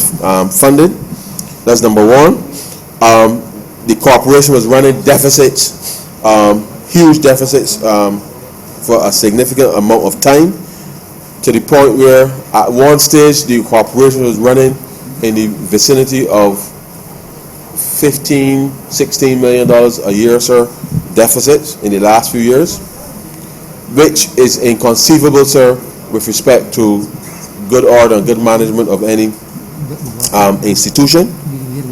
And therefore, when we came to office as part of the Burke Plan, sir, we undertook a series of reforms at the corporation. And whilst I can say to the chamber, the reforms did not necessarily go as far as we would like, because the operational deficit at CBC today is just over $500,000 a month, which is still too high with respect to where everything else is. And as you know, sir, there will be further reforms to be undertaken at the CBC, because CBC now has to come fully, sir, into the 21st century in order to right-size itself in terms of being able to be self-sufficient. The truth is, sir, that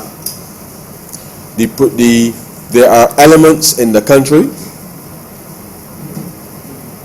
from a production perspective, sir, that whatever form or structure CBC may have going forward will have to be capable of accommodating, sir, the content, in part the content that is being produced in the country, as an outlet with respect to being able to reach not just people in Barbados, sir, but certainly on satellite TV and a whole host of other outlets that potentially CBC can play a role with respect to unleashing a lot of the talent that is in Barbados. And therefore that's something that I would love to see coming out of any proposed restructuring of the CBC, to change the underlying mechanism through which the supply services to the public. And so we, sir, have so let me just state, sir, for the absolute clarity, and these are CBC's statistics. The cumulative annual deficit, sir, went from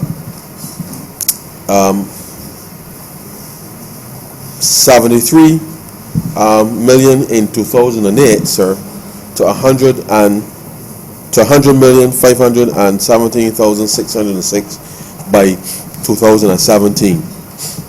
Now, under the program, the Barbados Economic Recovery and Transformation Program, sir, the government, not CBC, notwithstanding, across a number of state agencies, sir, the government engaged in an exercise where a number of obligations were written off across agencies.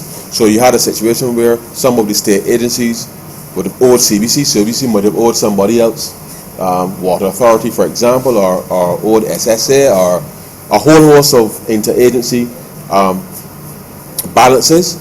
So when we came to office with respect to the debt restructuring, we looked at which government departments owed other the government departments money, sir, and we simply wrote those off to ensure that we understood exactly what was owed.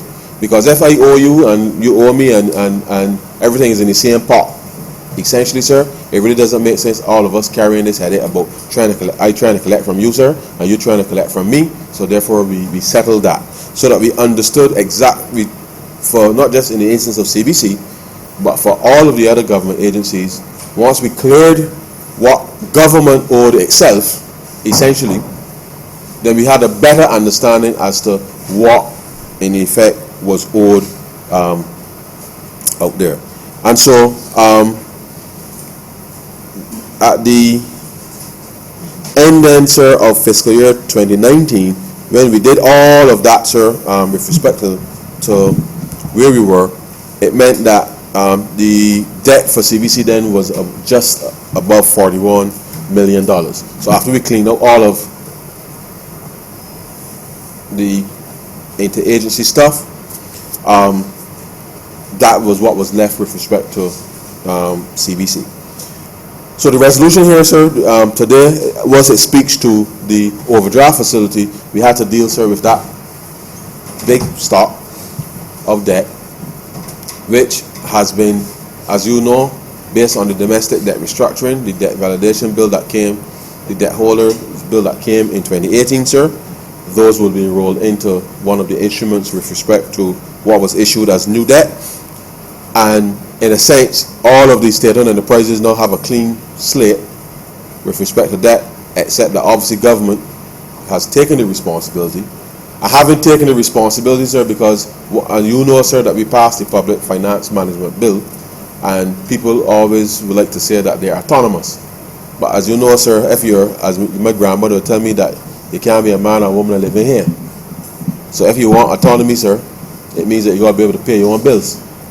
And therefore, having taken over, sir, and a series of obligations on behalf of state-owned enterprises, that naturally meant, sir, that transfers that would happen on a normal basis wouldn't happen, because you need discipline, sir, in order to be able to move forward.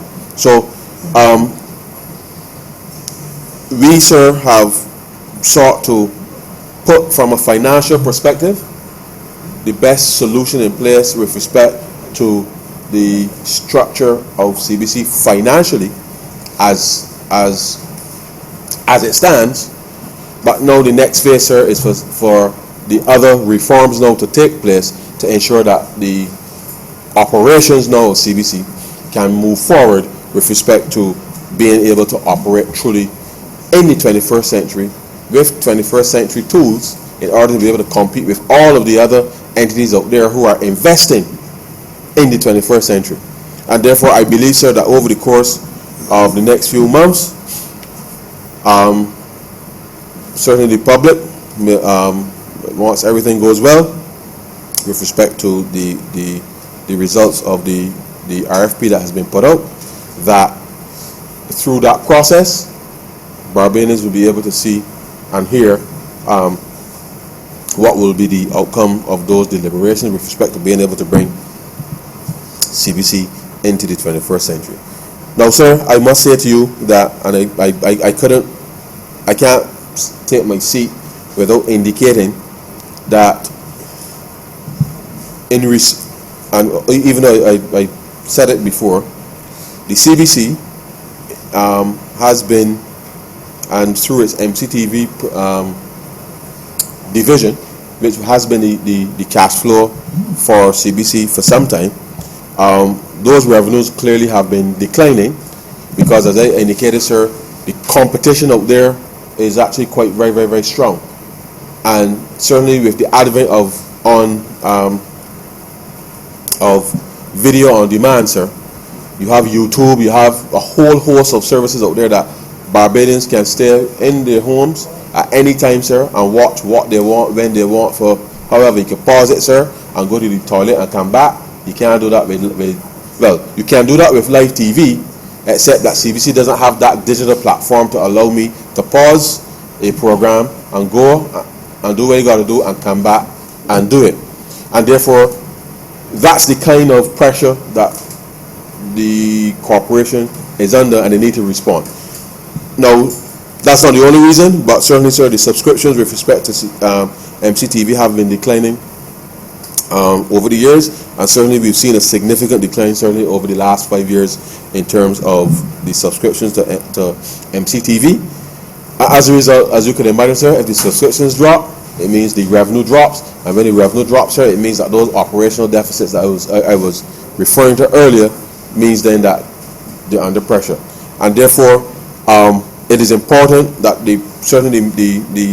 I think with bringing a new way of doing things in terms of being more efficient and being a little more entrepreneurial, sir, because we can't sit back as a state-owned enterprise and just assume that the taxpayers will cover you without having the business plan in place to be able to compete in the 21st century, because you essentially, sir, are not even on the track. You're not even prepared to get on your mark to be able to compete with others. And the truth is that the CBC has to go through a process now, sir, where that is done, such that better service can be provided, and I believe, sir, that under a new framework that can be done. And it will take some time, it will take some investment, and therefore I really do look forward to seeing a new look Caribbean Broadcasting Corporation that can actually do some wonderful things for exposing a lot of talent in Barbados.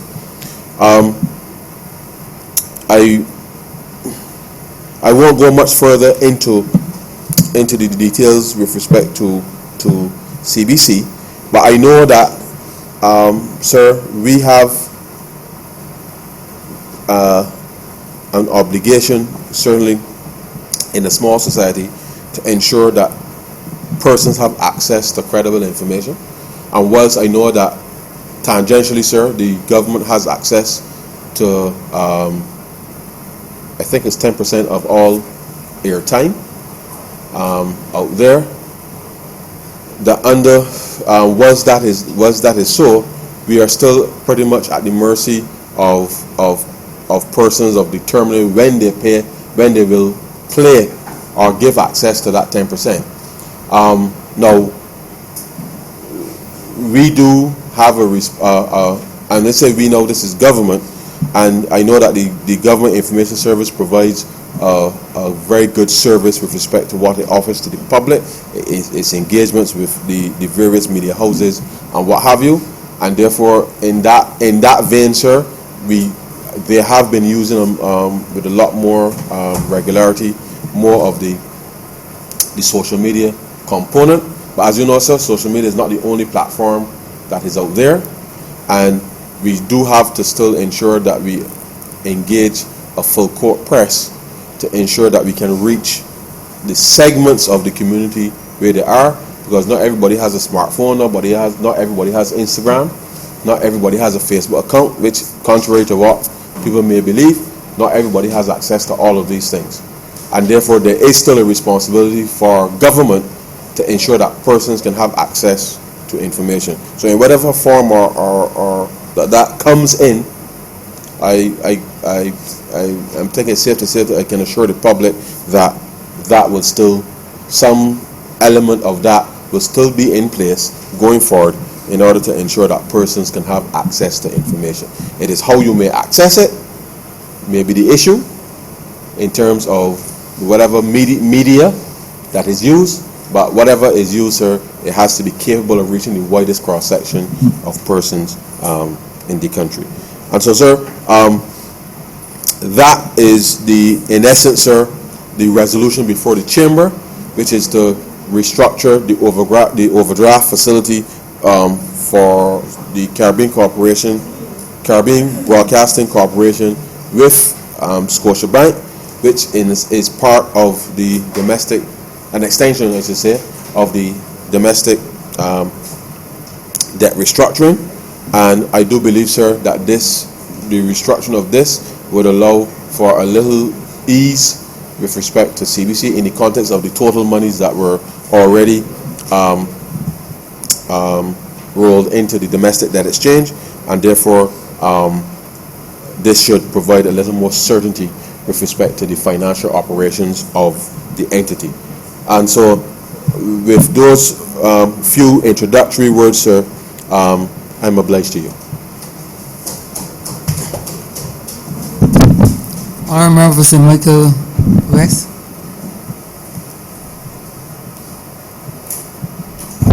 Thank you very much, Mr. Speaker.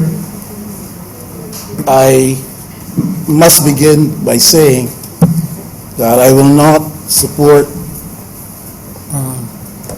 Yeah, you move it.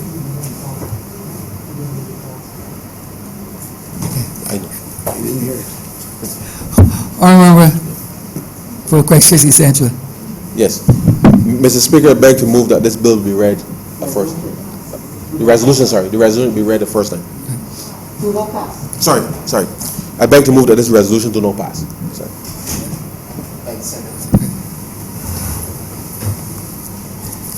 Continue, Honourable. Thank you, Mr. Speaker. As I was saying, I will not support this resolution before the House for a few simple, but I think very important reasons, a couple of which are philosophical.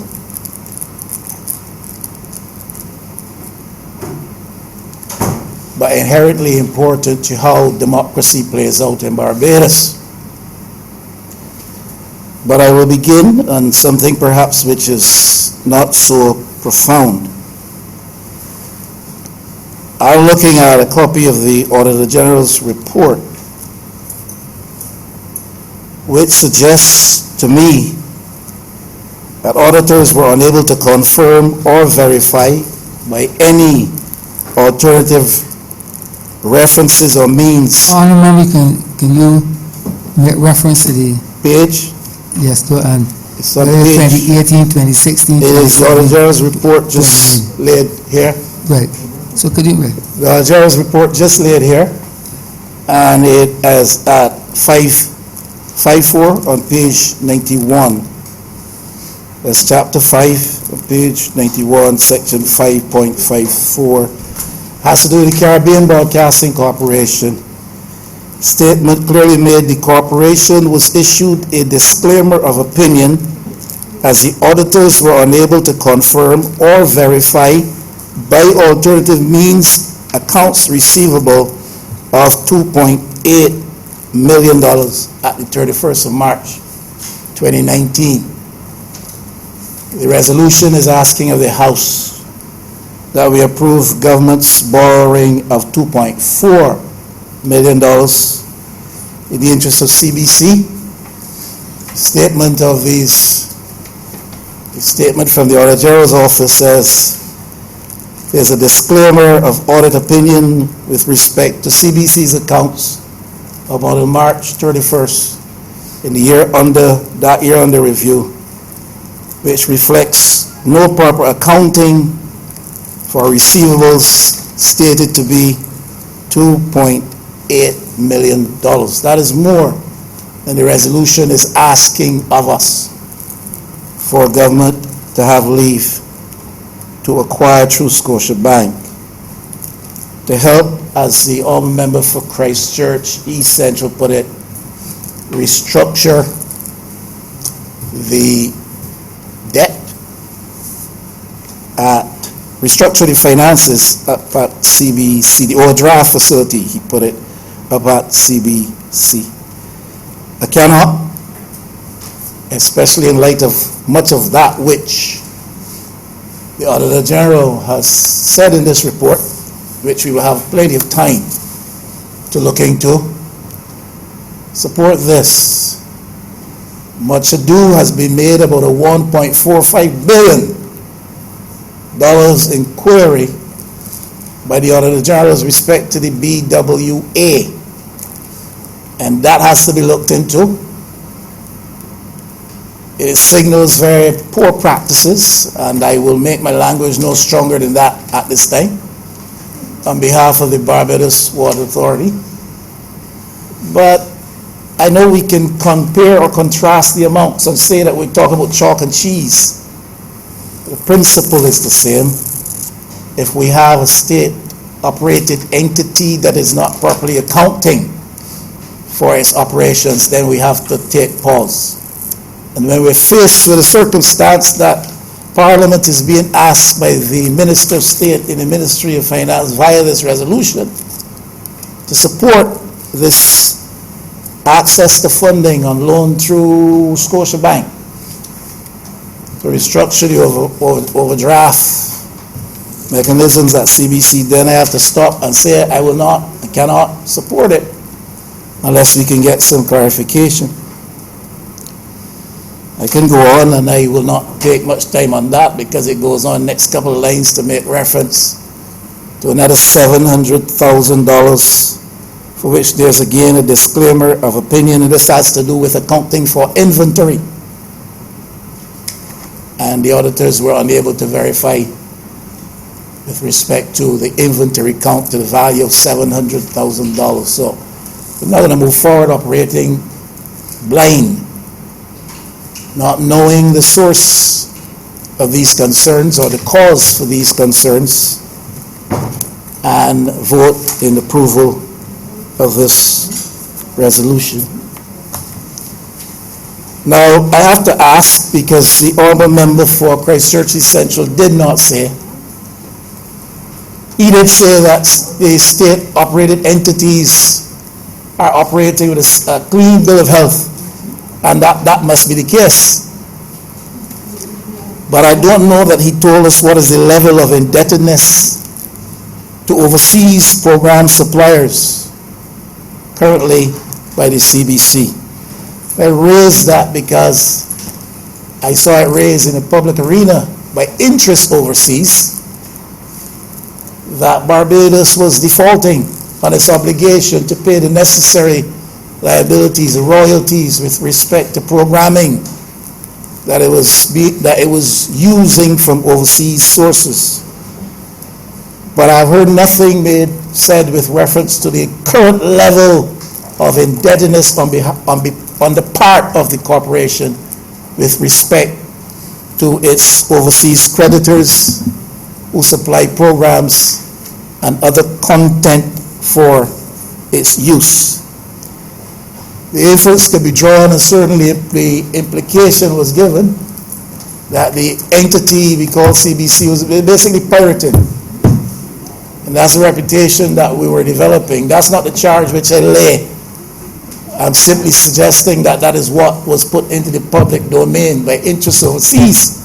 And it would be good, therefore, to know the level of indebtedness with respect to the operations of the corporation vis-a-vis overseas creditors and suppliers of programs and other content.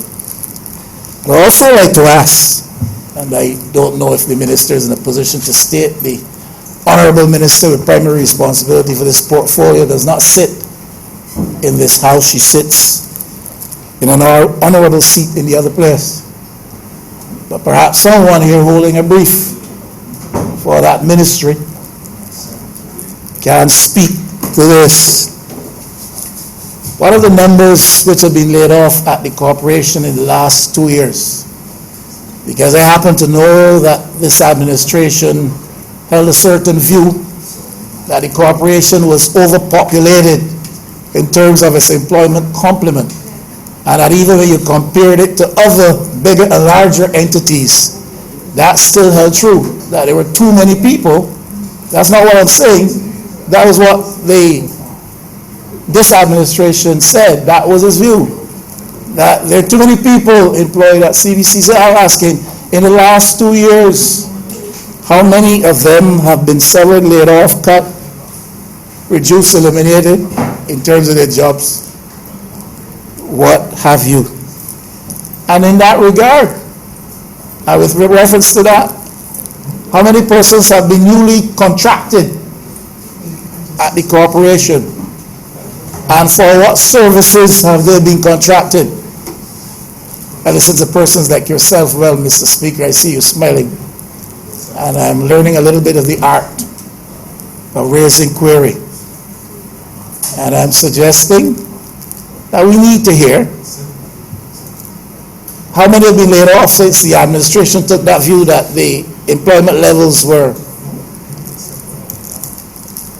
oversubscribed. And how many have been taken on contract in the last 2 years, and for what services? Now, I think those things are important. They may constitute nuisance value in the eyes of some, but I think Barbadians want to know if government is going to continue to borrow to address financial gaps at the CBC, what exactly is going on. I'm not saying that if the operations of the corporation are in such a state, all other things being equal and in proper place, that the corporation should not be from time to time subsidized by government's assistance.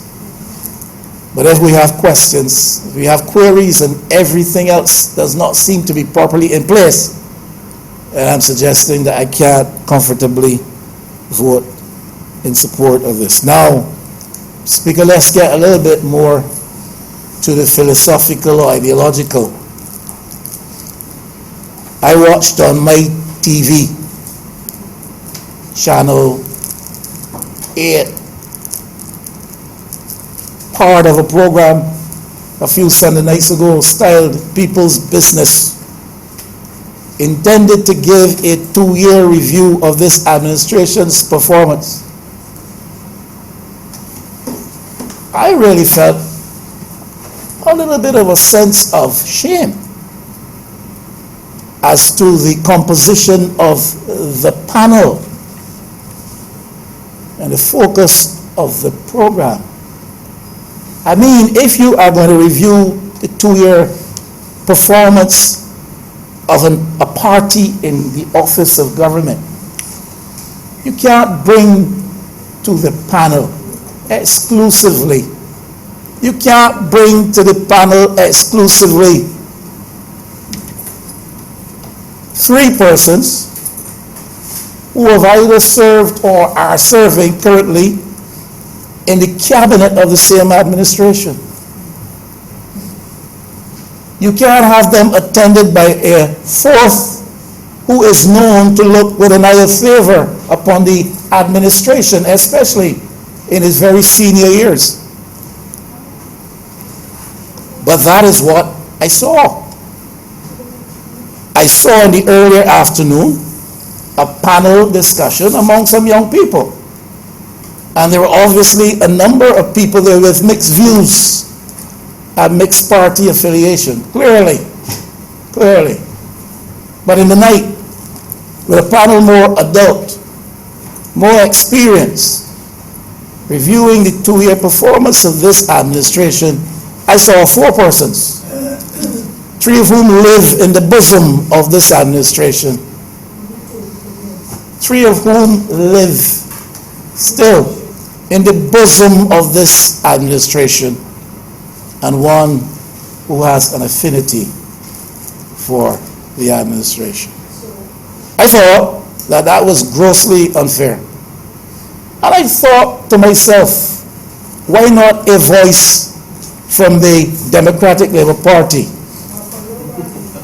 Why not a voice from Solutions Barbados? Why not a voice from the UPP? I didn't have to ask with respect to the PDP. I understood why. But I wondered, why not a voice from one of the other 3 parties?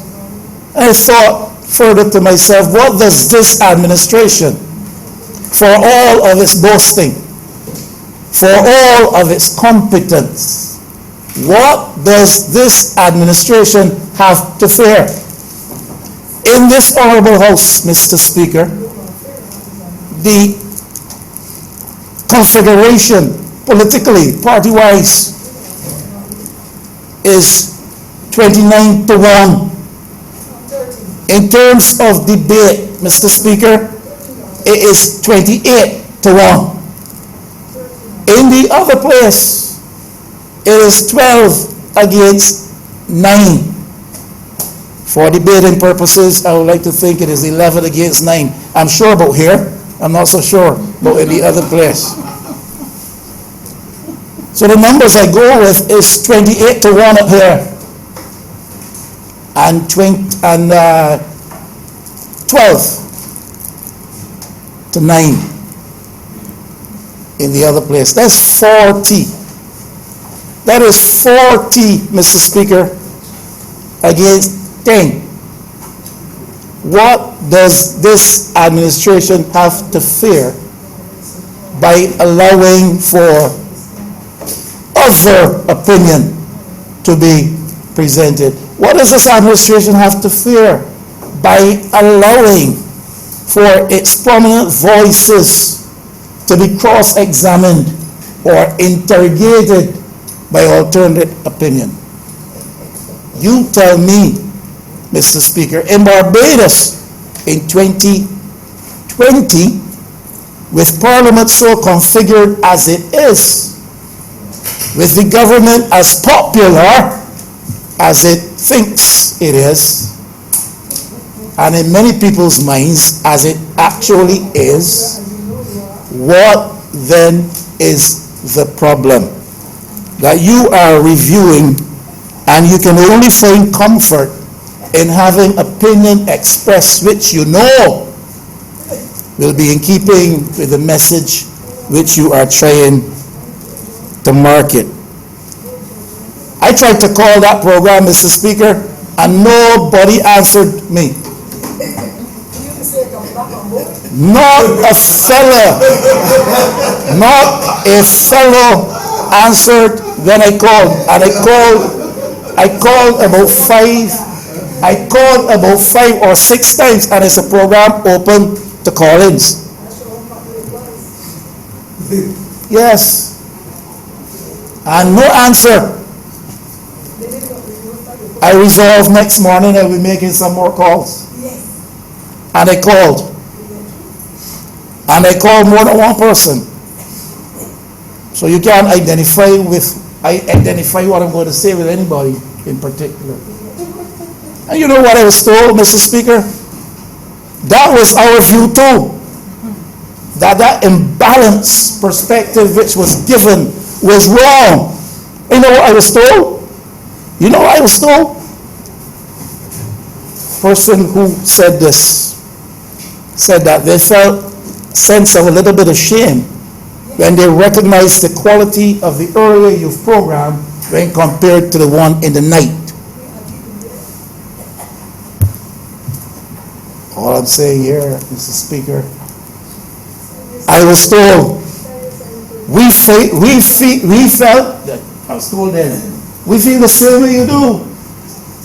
We felt that there should be better balance, and we wanted a couple of other persons who would represent an alternative opinion. But it went right up the line. And I will not, in the interest of decency, say how far up the line I was told that it went. I can't swear that it is true. But I was told that it went up the line, up the line, up the line. And ultimately, the instruction was the panel was to be so comprised as it was. In 2020, that is bad. With Parliament configured as it is, with the government carrying the mandate which it does, that is not only bad, it is wrong. And I said I will address this in formal letter because I want equal time for opposition voices. I can only speak for me, but I said only phone, I want equal time for opposition. I put it in writing, and I did, requesting access on the same subject for the PDP. And I got a response which I would not share here. But needless to say, I see no invitation come. I have seen no furtherance of the matter. But that is the Barbados in which we live. And I say this, and those who sit here in their right minds better consider it, because the CBC as a broadcast entity is being overused by the administration currently to its advantage and to the disadvantage of other opinion in Barbados.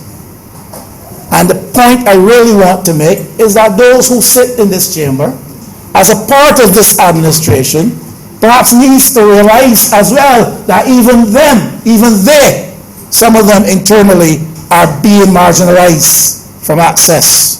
There was once a time when I would see on our screens every night on CBC 4 or 5 or 6 or 7 ministers of government. Nowadays, I don't see that.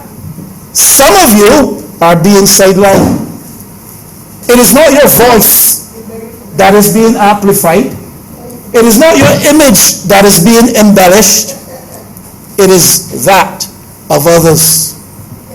It is that of others.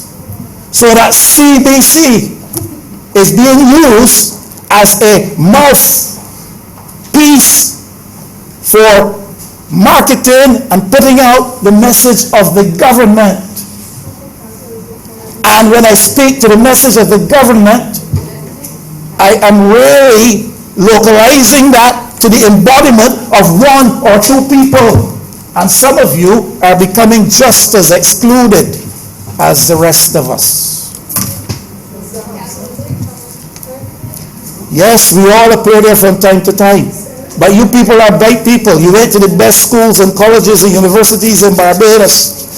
And you know it is not only showing a man's face, his posture. Yeah, use of technical stuff to enhance or deflate or distort images. It is where you position a person.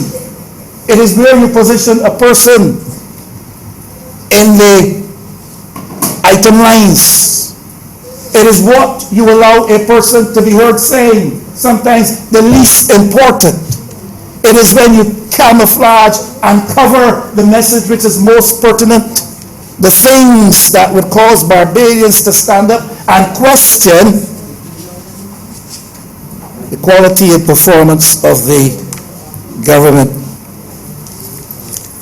There are some in the media fraternity.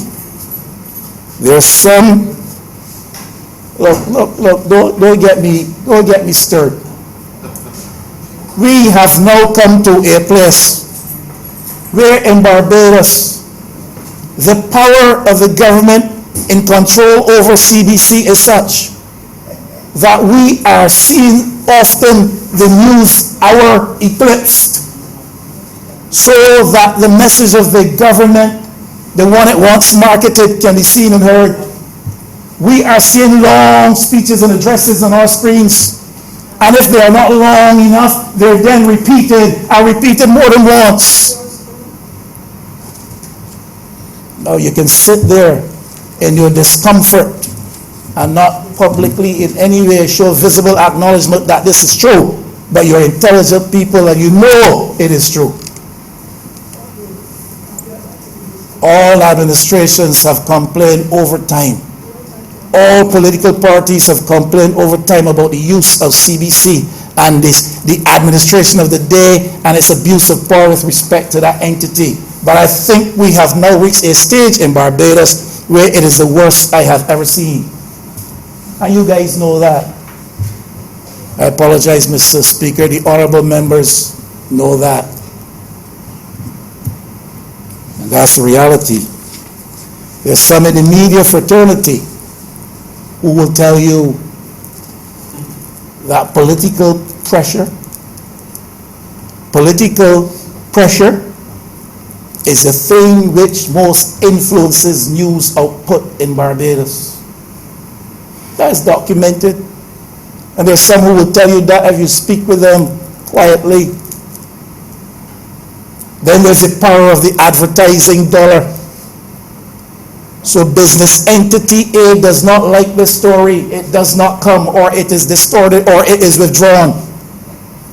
And if ministers make gaffes, calls can be made to make sure that those gaffes are not carried. I know! Because media people tell you what they have to live through.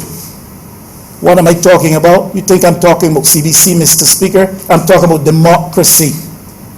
I'm talking about the threats to democracy. I'm talking about the perils and danger on the doorstep of the democratic practice in Barbados. That's what I'm talking about. Not CBC. It is a bigger issue than CBC. CBC is a struggling entity, financially and otherwise, that seeks to play a viable, proper, positive function, but it is subject to political pressures and to the influence of advertising dollars sometimes, not only CBC, the wider media. And I'm so, Mr. Speaker, therefore, talking about democracy in Barbados and the manipulation of the media to serve narrow political ends, or the narrow ends of select business interests in Barbados. That is the reality that we live. That is the reality that we face. It is true, and I don't accuse the wider media fraternity of this, but it is true, Mr. Speaker. You know them and I know them. There are some who are very unprofessional. And you know how the lack of professionalism is made most evident? Not in the bias they bring to what they say or write. It is made most evident when you make reference to their career moves. You with me, Mr. Speaker? The greater evidence is to be seen when you observe where they move from and where they move to and how fast they move. That is the greater evidence. Lack of professionalism. What am I talking about, Mr. Speaker? I'm not talking about a few unprofessional people. I'm talking about democracy and the media's role in preserving democracy. That's what I'm talking about. CBC may be owned, may be operated and managed by the administration, but CBC is owned by the people of Barbados. CBC is owned by the people of Barbados, not by the government of the day. And the manipulative fingers and the power of political pressure and influence, wherever and however it is embodied, must be checked in the interests of our democracy. That's where we are in 2020. The role of the media is to help us guard against the dangers of unchecked power. Help us to guard against the dangers of a power imbalance in the state. And right now there's a power imbalance. And that power imbalance is not only reflected in the numbers configuration. That power imbalance becomes even more bothersome, more worrisome, when those who sit in majority numbers are weak men or weak women and will not stand up to power.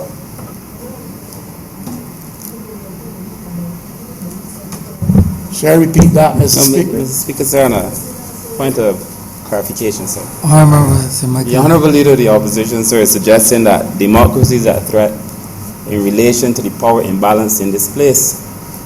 But it is democracy that determined the power imbalance in this place. It was through a full democratic process that the members in this place were elected through a democratic process by the people, sir. So to associate the structure and the composition of this place with anything undemocratic is to mislead the people, sir.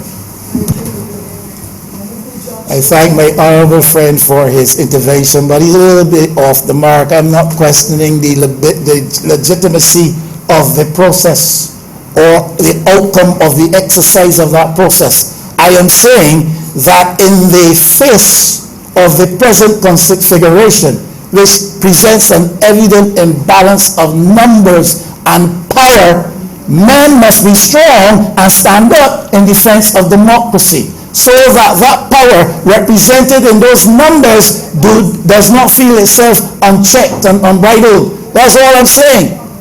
And men should be ready to their feet to say, no, that's not good. We should not have a 2-year review with all of our people in there. That is an abuse of the power given by the force of numbers. That is what I'm saying. Don't, sir, keep quiet. Don't get me stirred. I'm trying to be cool and to bring this to an end.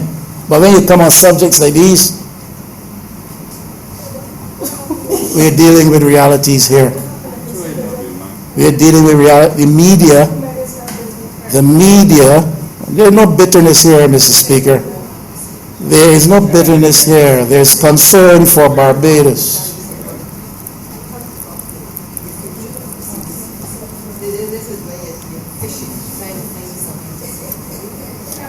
Now here I'm fishing. I hear I am fishing, Mrs. Z. There's nothing wrong with the activity of fishing. There's nothing wrong with the activity of fishing. And if you're sensible, you go to fish where they fish. If you're sensible, you go to fish where fish can be found or ought to be found. And let me repeat that because I see some getting stirred now. Come, let's get really. Yes. Numbers result from a legitimate process.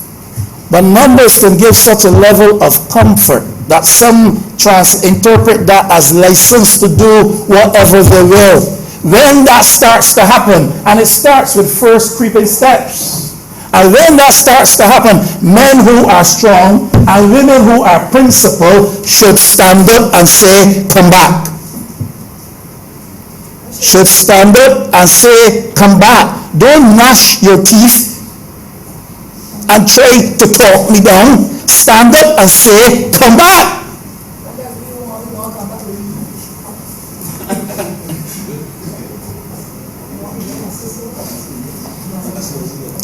Media has a role in this very dangerous period. The media has a role in this very dangerous period. You know what they say about power and its tendency to corrupt. You know what they say about total or absolute power. Yes. And we don't want to go there. Nobody is saying that we are there, Mr. Speaker. I'm simply saying that we have to be careful, to be aware of the dangers to democracy, and to say come back when we see those dangers beginning to show themselves. And the media needs to learn to report fairly.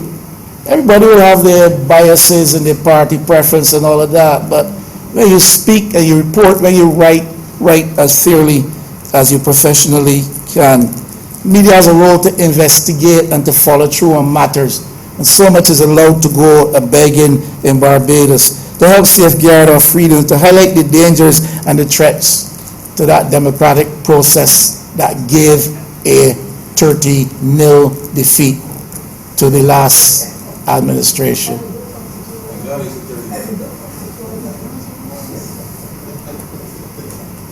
I've never otherwise than said it was 30. That was the result of the last election. It is not the configuration of the parliament now. And it may very well not be the configuration of parliament for the course of this term.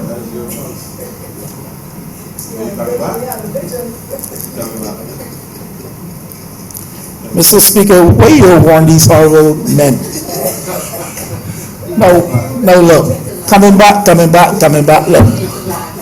You see this honorable gentleman from Christchurch, East Central, and all this come back talk. No, I will not go there. I am not going to trouble him. I have quietly advised a couple of his colleagues, speak quietly to your ministerial colleague and ask him to stop, desist from trespassing on that line, because it's improper and it's inappropriate. And I was going to speak about it. No, I ain't going there, because that's not my style of politics.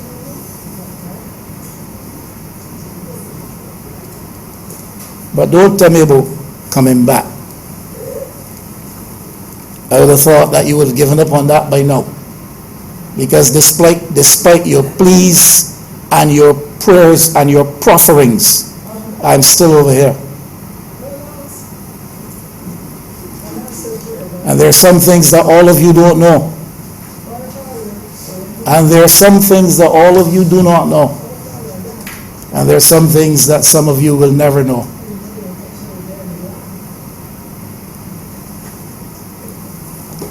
You've gone awfully quiet in the chamber, Mr. Speaker. Nobody making any noise right now.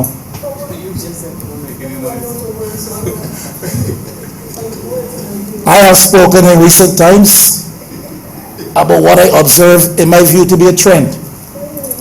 And that has to do with the power being conferred on ministers and the power being concentrated in the hands of the Prime Minister, the Honourable Prime Minister. The last occasion I spoke to that in this house was at the time of the Emergency Powers Act, when the cabinet amended a bill it had brought here to put absolute power in the hands of the Prime Minister, devolving the responsibility from themselves to one pair of hands. They did it as though they do not have a sense of responsibility and a sense of judgment that can be trusted. That they cannot look at things with a sense of dispassion and maturity and make decisions. They devolve that responsibility to one pair of hands. On the Emergency Powers Act, this cabinet did that. And I'm saying, if you look back at legislation that we have brought here over the last year, within the last 2 years, you will see this trend emerging, where power, either with respect to statutory corporations and how the administrative structures are changed and adjusted, how they're restructured, power goes to the minister to appoint, to approve, to dismiss. Sole power. That's what the wording says, sole power. A minister has a responsibility, a right, a power to create positions and to have those positions functional for some time. But we're talking about putting in the hands of a minister the power to approve this appointment or to dismiss an appointee. We did it at hospital, doing it at CBC, doing it all over the place. I remind you, I did not disagree when the matter was brought here for the appointment of the person who holds the position as CEO, that's what it's called. Didn't disagree with that, because I think where people bring value to a situation, irrespective of who they are or to whom they are related, if they can get the job done, give them the job. I supported that. What I don't support is the power that is put in the hand of a minister to make appointments and to have people dismissed. There's too much power. The mechanisms that we put in place to deal properly, more transparently with that.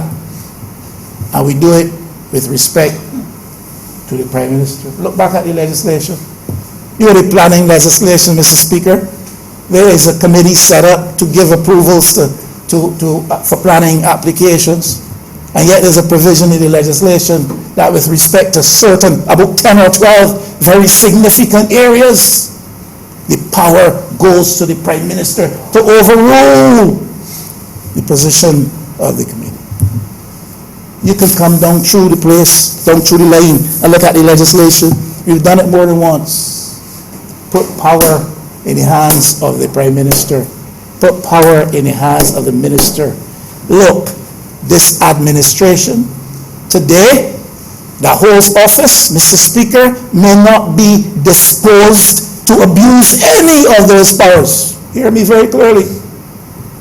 But you do not know the administration that comes tomorrow.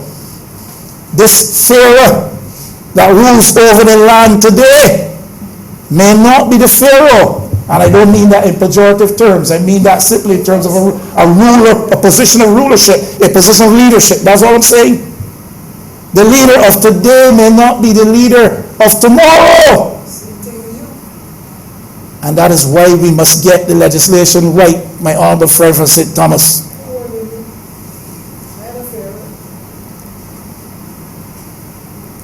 But strong men, when the chips are down, must stand up and declare that is the wrong path to take.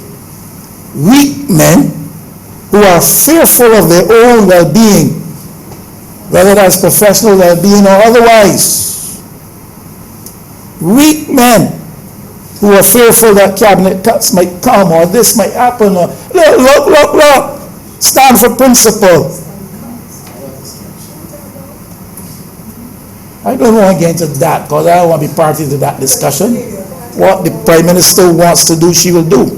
If she feels it necessary to do so. I don't want to get into that. I've not commented on those things. You've not heard me say it to know that the cabinet is too large. Not a single time. You've never heard me say that. Not a single time. The voices in the public are saying that. I don't want to be distracted, Mr. Speaker. All I'm saying is, when we are faced with a moment of truth, those who are not weak in the knees, and those who are strong in the spirit, and in the passion for the democracy, the democratic privileges that we live and try to promote, stand up and say, no, no, no. And we need to hear a bit more of that. I didn't mean, Mr. Speaker, to be here for this long. But those things must be chewed upon. And I know, Mr. Speaker, that you are a thinking man and that you know where right and reason reflect themselves. And I simply offer to this chamber today, CBC is not properly accounting for $2.8 million. I can't vote for a loan for them for $2.4 million. CBC is being abused, in my view, in terms of what is allowed to do or in terms of what is forced to do by the administration. And there are certain perils to our practice of democracy that I'm not going to subscribe to. And I encourage those who feel any measure of strength in their knees, any measure of fiber in their backbones. I'm not asking you to stand and say anything or even to vote against this. I'm simply saying if there's any measure of strength in your knees or any measure of fiber in your backbone, stand up sometimes and say, no, no, no, no, we're doing this the wrong way. That's all. Don't all applaud at the same time, please. Kirk? Honourable Leader Government Business. Kirk? Mr. Speaker, I rise in support of the resolution. I rise in support of the resolution. Support given, sir, on the basis that the Caribbean Broadcasting Corporation, if you take all that has been said by the honourable member who just spoke, seems as though it is an organization which the Barbados Labour Party has been seeking to censor all other right-thinking members of this society. But on the other hand, sir, I understand that being in opposition often means that you have to oppose. But I do believe that you also have a responsibility to be honest and truthful And in the same token, when you start to criticize policies or programs, or you're in disagreement with what the current administration has put forward, you also have a responsibility to offer solutions, to offer recommendations, to put forward proposals from your own party to the country about how you see the transformation that may be necessary for the state-owned entity or for any other entity in this country, sir. What I heard, however, Mr. Speaker, on this particular resolution was what I consider to be what we would hear when we were in opposition, which is when you come in and you may not be too prepared for a speech, you decide to hold on to something, anything that you possibly can, and make a speech out of it, sir. And it is with deep regret that the Honourable Member, while asking some valid questions regarding the finances of the organization, would also take this country and those listening on a journey that would convey the impression that the Barbados Labour Party, through the Caribbean Broadcasting Corporation, has in any way attempted to censor either himself or any other persons who are not associated with the Barbados Labour Party. The questions he has asked about why aren't more ministers perhaps on television? Why is it that when we mount a conversation about the first 2 years in office, why was it not more fully represented by other persons? Sir, the Caribbean Broadcasting Corporation has had other persons speaking about the Barbados Labour Party's record. It has not censored anyone from being interviewed. It has not stopped anyone from being able to call in on programs. It has not stopped anyone from being able to mount their own program or pay for advertising time on CBC to be able to express their views or the views of their political organization. It hasn't done so. But to convey the impression that as a party that has made significant sacrifices, of which the Honourable Member was once a part of, and who knows that on coming to office, the magnitude of the task that all of our members have had to face in dealing with respective ministries, I think it is unjust. I think it is unreasonable, as I sit here and I listen to the Honourable Member, for him to behave as though his former colleagues, who are still respectful of him as an Honourable Member and leader of the opposition, that we would in any way, through the Caribbean Broadcasting Corporation, seek to censor him. He repeated over and over about how the media has a responsibility to do this and the media has a responsibility to do that.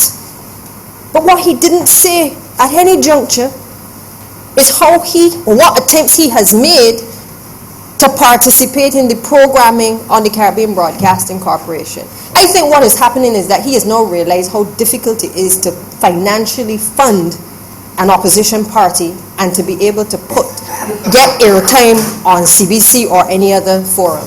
And I think that is why I hear his frustrations coming out, and I sympathize with him. Because it is not easy for any of us as members of this party either to deal with what is out there. Mr. Speaker, our member is misleading us. That has nothing to do with anything that I said, but if she wants me to engage her now on this matter of funding political parties, we can go at that. Because there is a moral wrong that is going on in Barbados right now with respect to that. What is going on there? But Honourable, there's nothing to You want us to go on there? There's not part of the resolution, Honourable. Precisely so. There's not part of the resolution. Precisely so. So don't come and mislead the house with that, because we can go down that road and we can talk about the immoral act of the Barbados Labour Party taking all of the subvention, which could never been intended by the framers of that day. We can go down there. Honourable, that's not part of the resolution, and I will not permit that. Thank you, Mr. Speaker. And again, I think the frustration is coming out because it cannot be easy for the Honourable Member to have to face and to walk this road almost alone in defense of what he is doing. It can't be easy, and we appreciate that. But I assure you that the Caribbean Broadcasting Corporation has in no way attempted to censor the Honourable Member, sir. It has no intention of so doing. What, however, is of concern is the fact that we have made attempts on coming to office to start the restructuring process of the Caribbean Broadcasting Corporation. I think a few months ago, we would have had the the bill laid in the House in relation to a restructuring program that would see a chief operating officer, which would also see a chief executive officer being put in place. We accept that there are losses that the institution has sustained. We understand that it requires some restructuring. We indicated then that yes, there would have to be losses, just as there have been losses across all sectors of the economy. But to paint a picture in this environment that in some way that there is some wrongdoing or some deliberate attempt on the part of this administration to go after the Caribbean Broadcasting Corporation employees in any way is unwarranted. It is unwarranted, sir, and it is unjustified in the present climate, given all that the honourable member must know that this administration has had to do, but also continues to do, in order to manage the limited resources that we have available to us. I don't think any of us take great comfort in knowing the indebtedness of the Caribbean Broadcasting Corporation. But we have been doing our utmost best, members in the Ministry of Finance, colleagues in the Ministry of Finance and others, to be able to get this economy and to certainly get the Caribbean Broadcasting Corporation back on track. It is not an easy task, and I think the honourable member knows that. But to behave as though he is now bitter because we have had to make these changes and he feels as though he does not have a voice. He would have had a voice if he was still over here, you know. He would have had a voice if he was still with the Barbados Labour Party. But I believe that the concerns that are being expressed by him are as a result of a state of loneliness that he finds himself in. And while, as I said, it is okay to be critical of the administration because that is what opposition parties do, in the same token, you have a responsibility to ensure that you also put forward solutions to the challenges that are being faced. I haven't heard the honourable member mention anything in terms of restructuring of the Caribbean Broadcasting Corporation. I haven't heard him speak to how to transform the Caribbean Broadcasting Corporation in a climate right now where there's so much competition from external sources and external competitors. He's not interested in talking about that. He's not interested in talking about how to use various other mediums if required to be able to get his messaging out. But he's focused on giving an impression as though the Barbados Labour Party has created the insurmountable debt of the Caribbean Broadcasting Corporation in the course of 2 years. We came and found it.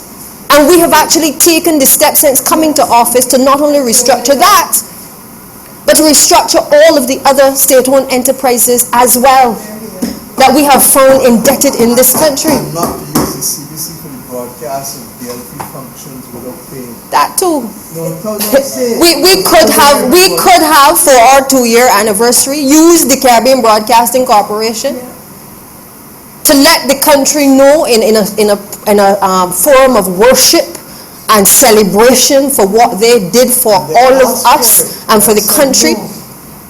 We could have used it. We didn't do so. It went on social media. And it probably had more views than it probably would have had if it was on CBC. The honourable member would do well to utilize those other forums if he wants to get his message or his policies out there. But it is unjust and unreasonable to say these things in this form. And I listen to him carefully. Listen to him carefully. Because I understand when you have difficulty mounting a full speech, you have to find something to hold on to. But I want to assure the honourable member, and I said I don't intend to speak on this long because this is a further part of our process of trying to restructure and to reorganize this economy. When he can go down the line about talking about the leader of this country and the Honourable Prime Minister and talking about emergency powers as if we are trying to vest power in the Honourable Prime Minister in a way that is in some way with some malice or some wrongdoing. I want to let him know that even if every Barbadian did not believe that she was doing a good job, all of the international organizations have applauded her efforts during COVID-19. And the honourable member himself has also applauded on occasion the efforts of not only this administration but the leader of this country. Let us be fair. If you're going to give licks and you're going to hit the other side, be fair in what you say. But you can't be supportive of the programs and the way in which COVID-19 has been handled by the Prime Minister, by the Minister of Health and others during this crisis, and then come in here and behave as though we came to Parliament and because we have a majority, we did something underhand in allowing the Prime Minister to have certain powers to be able to manage their crisis. Because it doesn't sound right to the listening public. It doesn't sound right going out across the airwaves. You cannot have a situation where just as we were about to hit the ground running, COVID-19 came. We turned the corner as a country. And our leadership rose to the occasion with all of the civil servants, all of the people in the Ministry of Finance, and have put this country on a trajectory to be able to manage COVID-19. And then we have to sit down in here and take licks as if we have done something wrong, as if democracy is now being threatened. Mr. Speaker, as I said, I really didn't intend to speak on this, but I believe that there are some things that the Honourable Member has said that must be defended. And I will not sit here silently and allow the record of this government, of its ministers, of the leader of this party, to be spoken about in this way without full justification by the Honourable Leader of the Opposition. Because this is too serious a resolution, it is too serious a debate for us to trivialize it in a way that conveys the wrong impression to the public of this country. So I want to just say, Mr. Speaker, as I close, so that the Honourable Member who introduced the bill can start the process of wrapping up. The Honourable Member knew when he brought bread with us before 2 years ago what lay ahead. We spent long meetings discussing the economic conditions of this country and what we had to do on coming to office. On this side, we have not moved from our position. We have worked tirelessly to be able to get stability back into this country. And if it is that there are criticisms of the way in which we do things, we're not perfect. We're not going to get it right all the time. But I want to give the Honourable Member the assurance that had he been on this side, he would have been working just as hard and he would have been getting equal airtime, whether on CBC or on social media. And he will do well to be able to investigate some technology, to be able to give a voice to the things that he wants to put forward. But to come here and to insult the hard work and the commitment of members on this side and to convey an impression that is contrary to the work that we have been doing is just simply not good enough. I'm obliged. Honourable Prime Minister. Thank you very much, Mr. Speaker. Mr. Speaker, I feel, first of all, honored to be able to stand at this podium again. The last time at which I stood here was the 20th of March, and the closing of the second reading of the appropriations bill.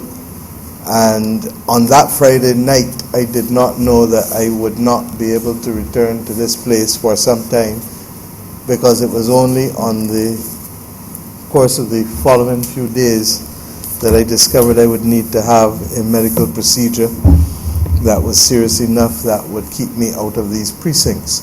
So first and foremost, I am thankful for your recognizing me from this position and for my ability to be back in this honourable and venerable place after some time.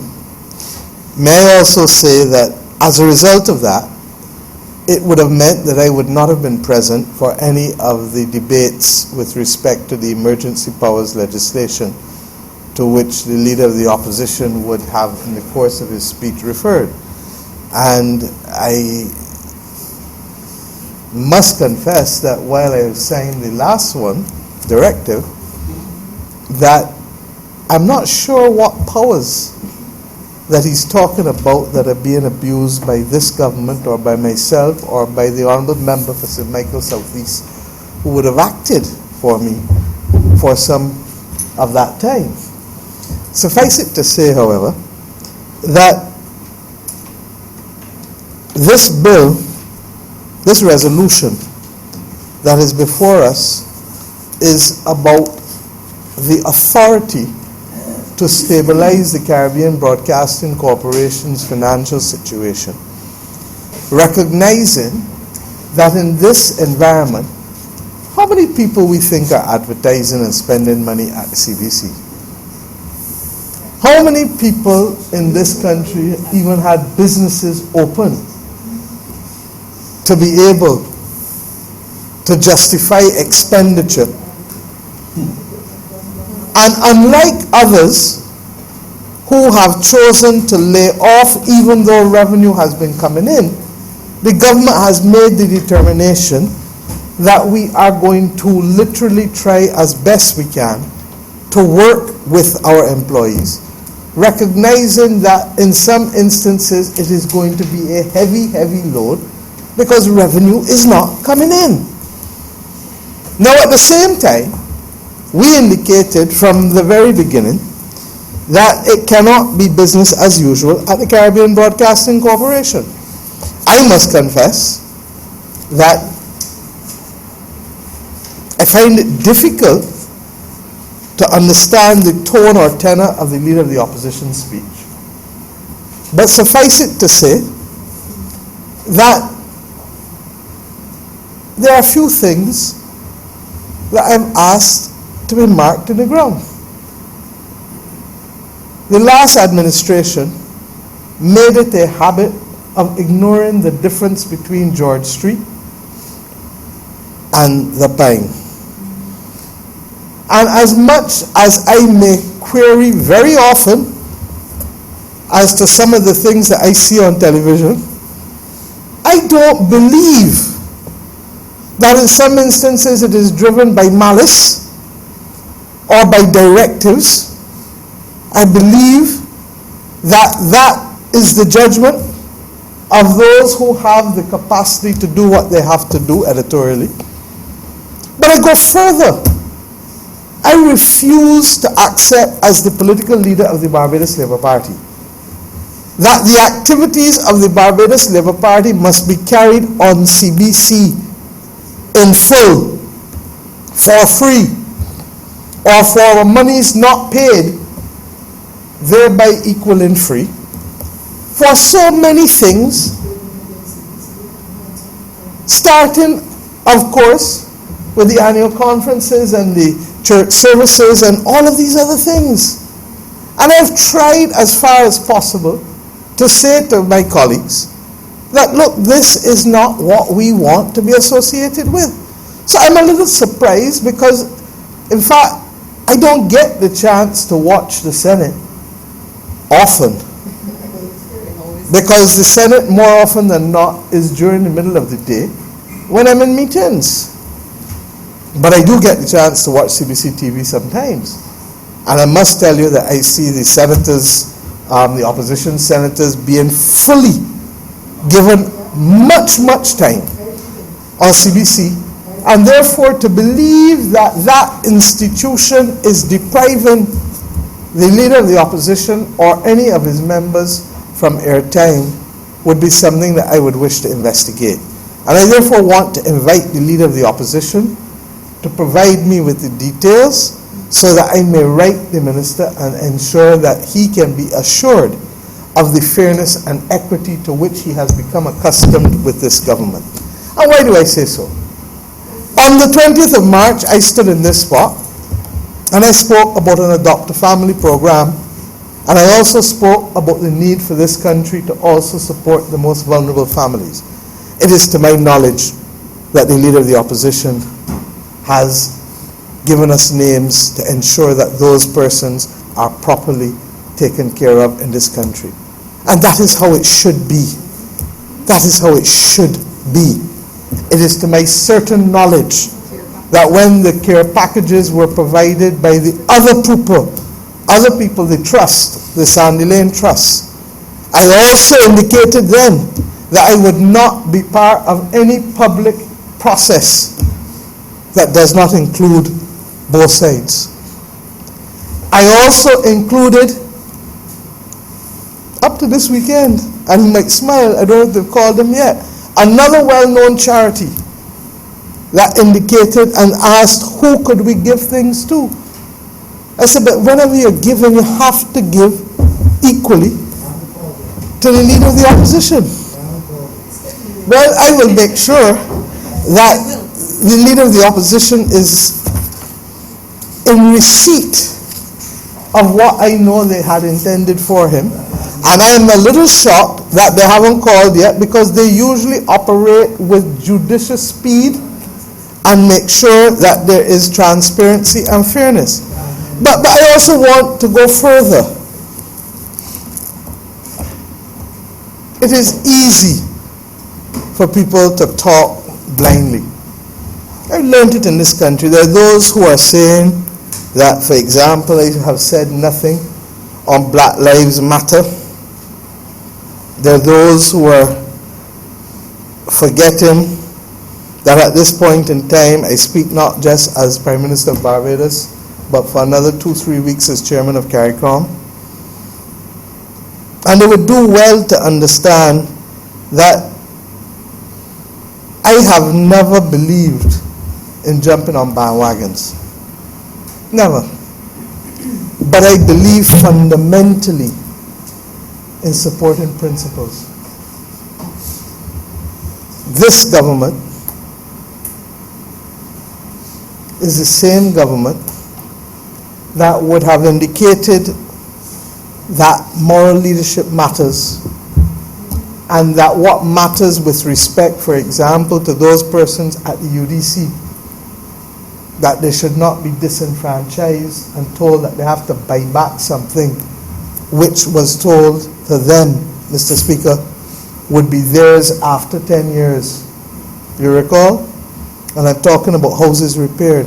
This government is the same government in a previous administration, same party I should say, that would have introduced Emancipation Day and National Heroes Day and the National Commission on Reconciliation, that would have pushed the issue of reparations, not just for Barbados, but for the entire region, such that this is with us.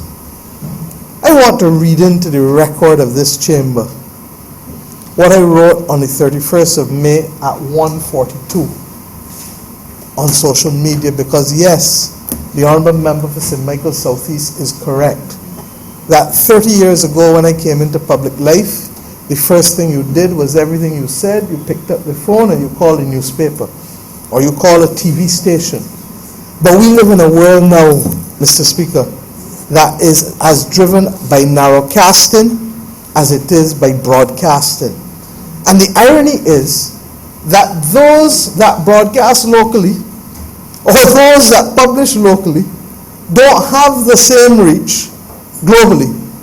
And the message that I wanted to share on that Sunday,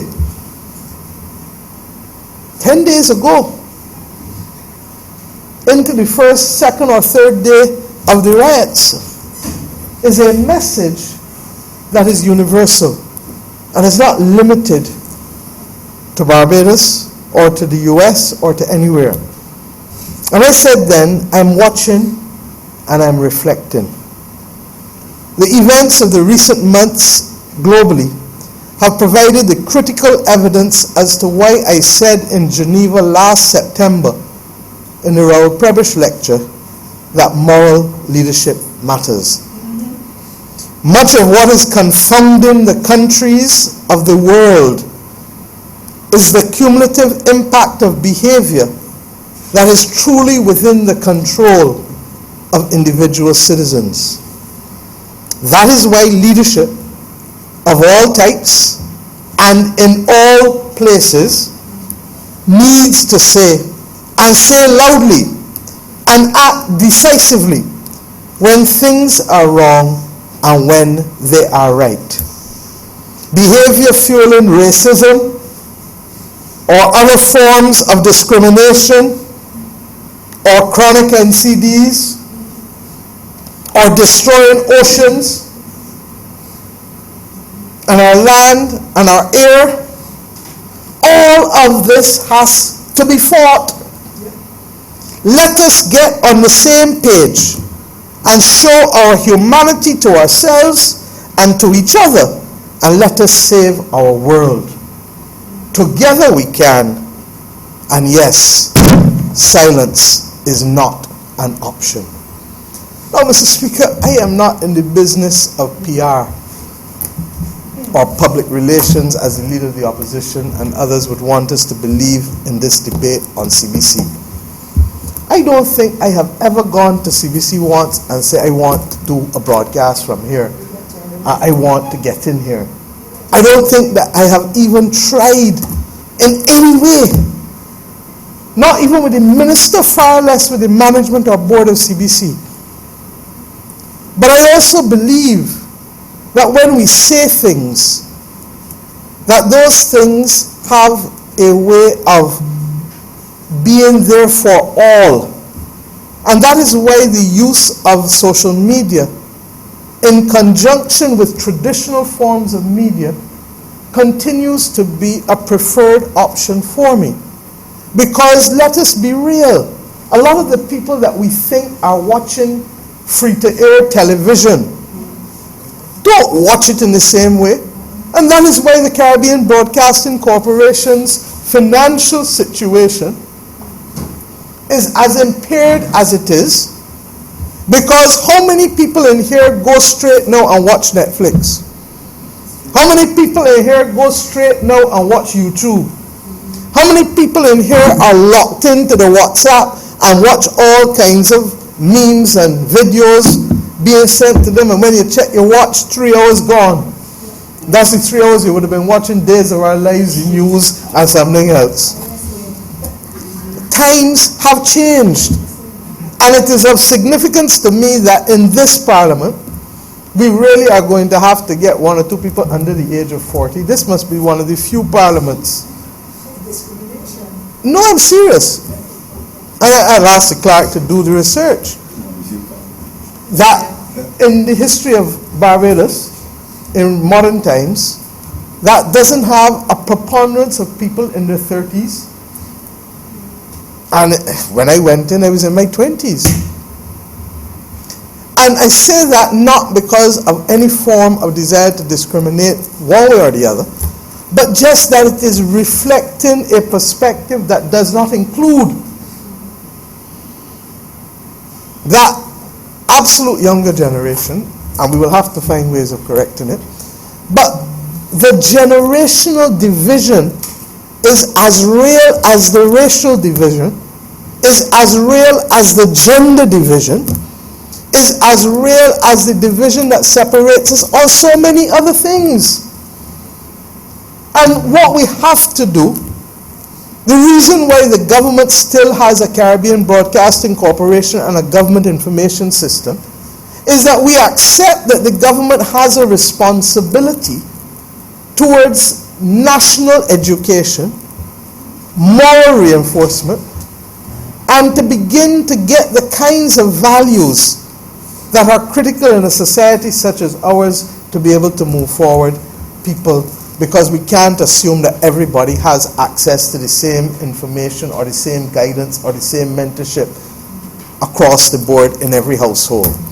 And therefore the public space has to do what it can in order to be able to expose people to reinforce the values that we need to reinforce, to expose people to the information and knowledge that they need to be exposed to, and to begin to cause us. I was reading this morning some social media posts on the same matter, where people literally believe that the pandemic is a political ploy to oust political characters in other parts of the world.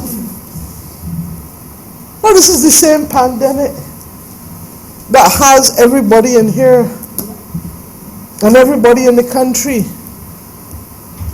in deep, deep concern, and that has so altered every aspect of our lives. But people can believe what reality they want to believe, and that was the example of Goebbels and Hitler, as it was the example of so many others throughout time. Now you can use it for good reasons and you can use it for bad reasons. And we have determined that the public broadcasting arm, whether in CBC or GIS or any other entity in the future, has to be about reinforcing what is necessary for nation building, for community strengthening, and for the stabilization and rooting of families. Now, we may not always be able to treat to CBC as a broadcasting station as it was treated to in the 1960s when it was started, because the technology has changed. And I just outlined to you the other options that people have. And therefore the future of the Caribbean Broadcasting Corporation, in however which way it comes, has to be rooted not as a broadcasting entity, but as a digital enterprise first and foremost, that can facilitate broadcasting, that can facilitate other usages of digital technology in all that we do, from the monitoring of street lights to a whole host of other applications, too many and too varied and too commonly known now for me to even mention. And the bottom line is that technology and that digital application is going to impact on us more and more, particularly as we are seeing in this environment of the pandemic. And I trust and pray that we will be able to work with members of the private sector, and that is why CBC put out a request for proposals to begin to see how it can be in the third decade of the 21st century as revolutionary, as impactful as it was in the 1960s when television was introduced for the first time in a small independent state, being able to allow us to have a sense of our own identity and a reinforcement of our own values. We live in a different world, and if we remain stuck in the modalities of the 1960s, we will not be able to create the platform for global citizenship for our citizens, while anchoring them, most importantly, to Bajan roots. Bajan is who we are, but Barbados is not where we can be only. We have to be part of this world, but we have to do it with the Bajan accent intact like Rihanna. We have to do it with the Bajan flair intact like Sagari. We have to do it with the Bajan forthrightness that successive leaders have shown, not being afraid to speak truth to power or to defend the principles of small island developing states, who for most in this world are not seen and very rarely heard. I believe that we have to do our best to keep CBC's head above water with this resolution, but bend our minds to the fact that there has to be change, and that what was a broadcasting entity established in the 1960s will be an anachronism in the third decade of the 21st century if it does not make the fundamental changes that have been driven by the technology in the industry to which it belongs. And those fundamental changes, therefore, must require us, I prayed that this is the kind of debate that this Parliament would have been treated to, rather than allegations as to who is Pharaoh and who is not. Allegations as to who has abused power and not. And when in truth and in fact, it is too small, and we are too small. And the battles that we are fighting now globally, the battles to be able to get swabs. And the leader of the opposition should know it, because his shadow minister for health is one of the key providers of health services or medication or whatever it is to the Ministry of Health. We haven't discriminated against him because he's the shadow Minister of Health for the opposition. What's the party? PDP. I meant that genuinely. We have not discriminated. I'm not going to take lashes for things because people choose not to get into fights or not to engage in arguments. It is like what transpired on Saturday. I'm not happy with the fact with it. But when I investigated, the Attorney General showed me a letter from an attorney at law asking for 10 persons.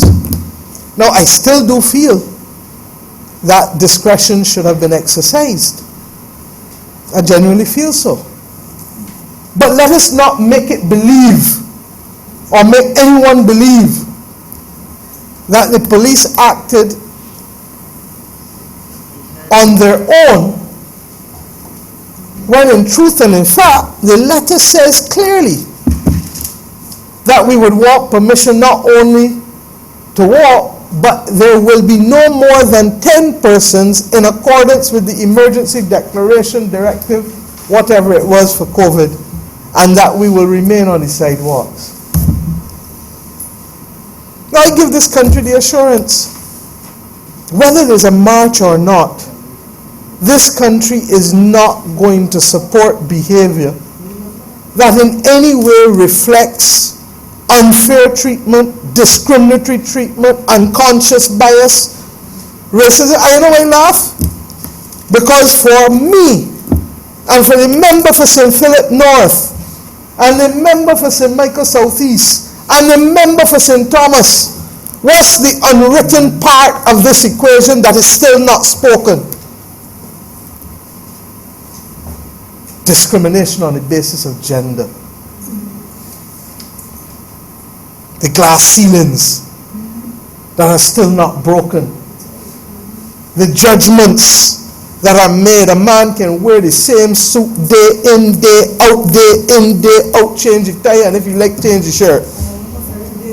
Woman can't do it. Remember for St. Philip North could borrow my scarf, but if she wear that blue and white scarf 2 or 3 days, they can say, wait, she ain't got no more scarves. The difference with me is that I don't rent out no space in my head to nobody, so you can see this yellow scarf enough times. Because it's mine. It's mine.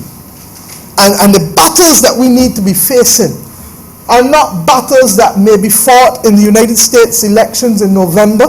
The battles that we need to be facing are the battles that stop our young girls and young boys from wanting to go and buy bleach and use bleach on the skin, like if something wrong with the pigment of the skin with which they're born.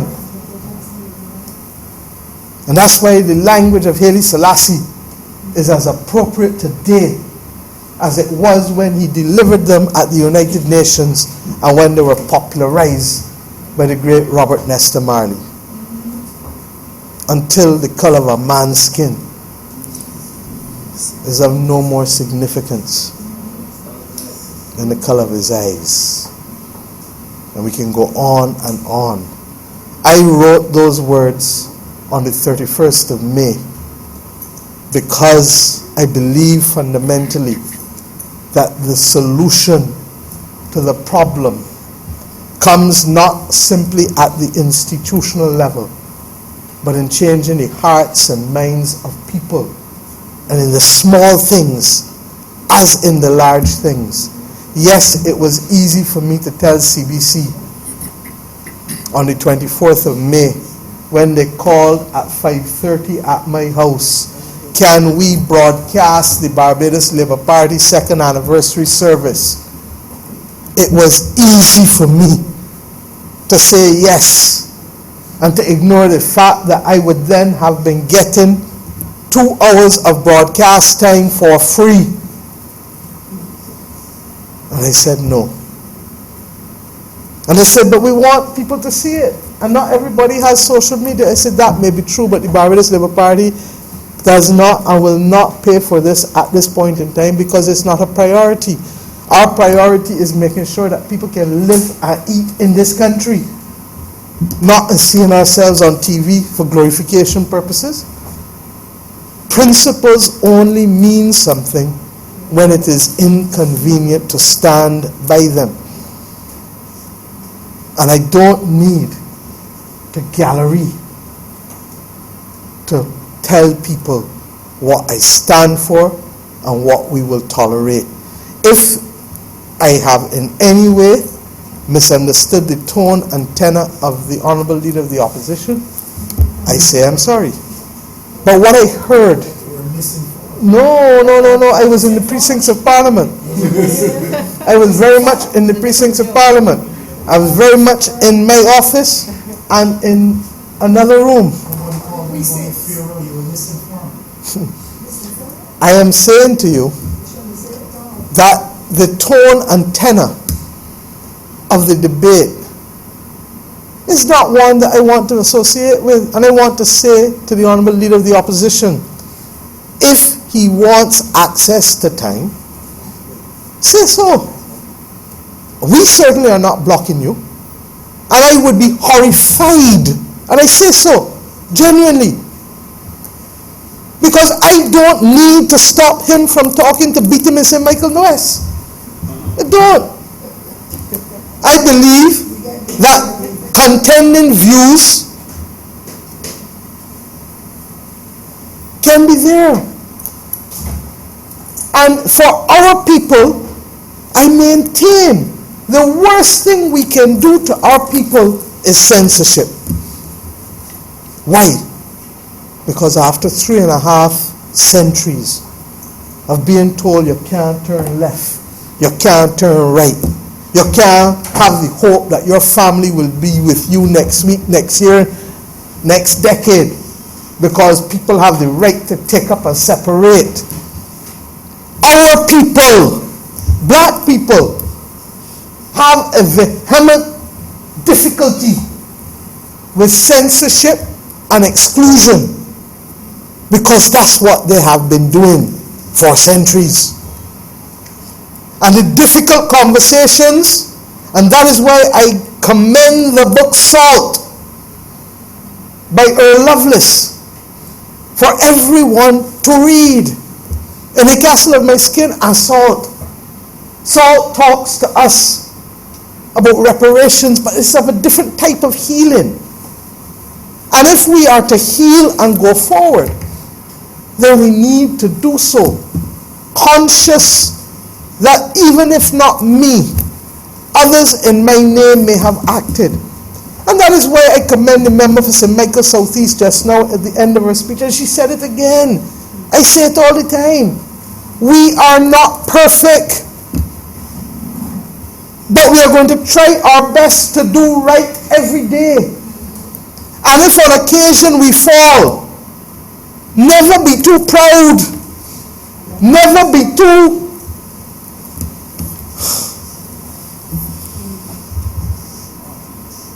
haughty, arrogant, to say we got it wrong and we will change it.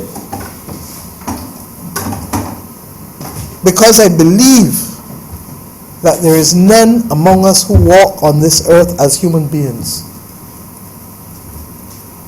who will not at some point make mistakes and who will not have to say, I am sorry,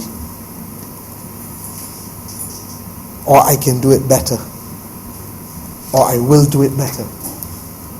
And it is against that background, therefore, that I say to you that I do believe, whether it is CBC in its current form or otherwise, that this country must continue and will continue to have a mechanism to be able to shape the minds and nurture the souls and the attitudes, so that the kind of behavior that leads to the destruction of the oceans, member for St. Michael South knows that well. The behavior that leads to the destruction of our gullies and our land spaces, Member for St. Michael East knows what I'm talking about with the dumping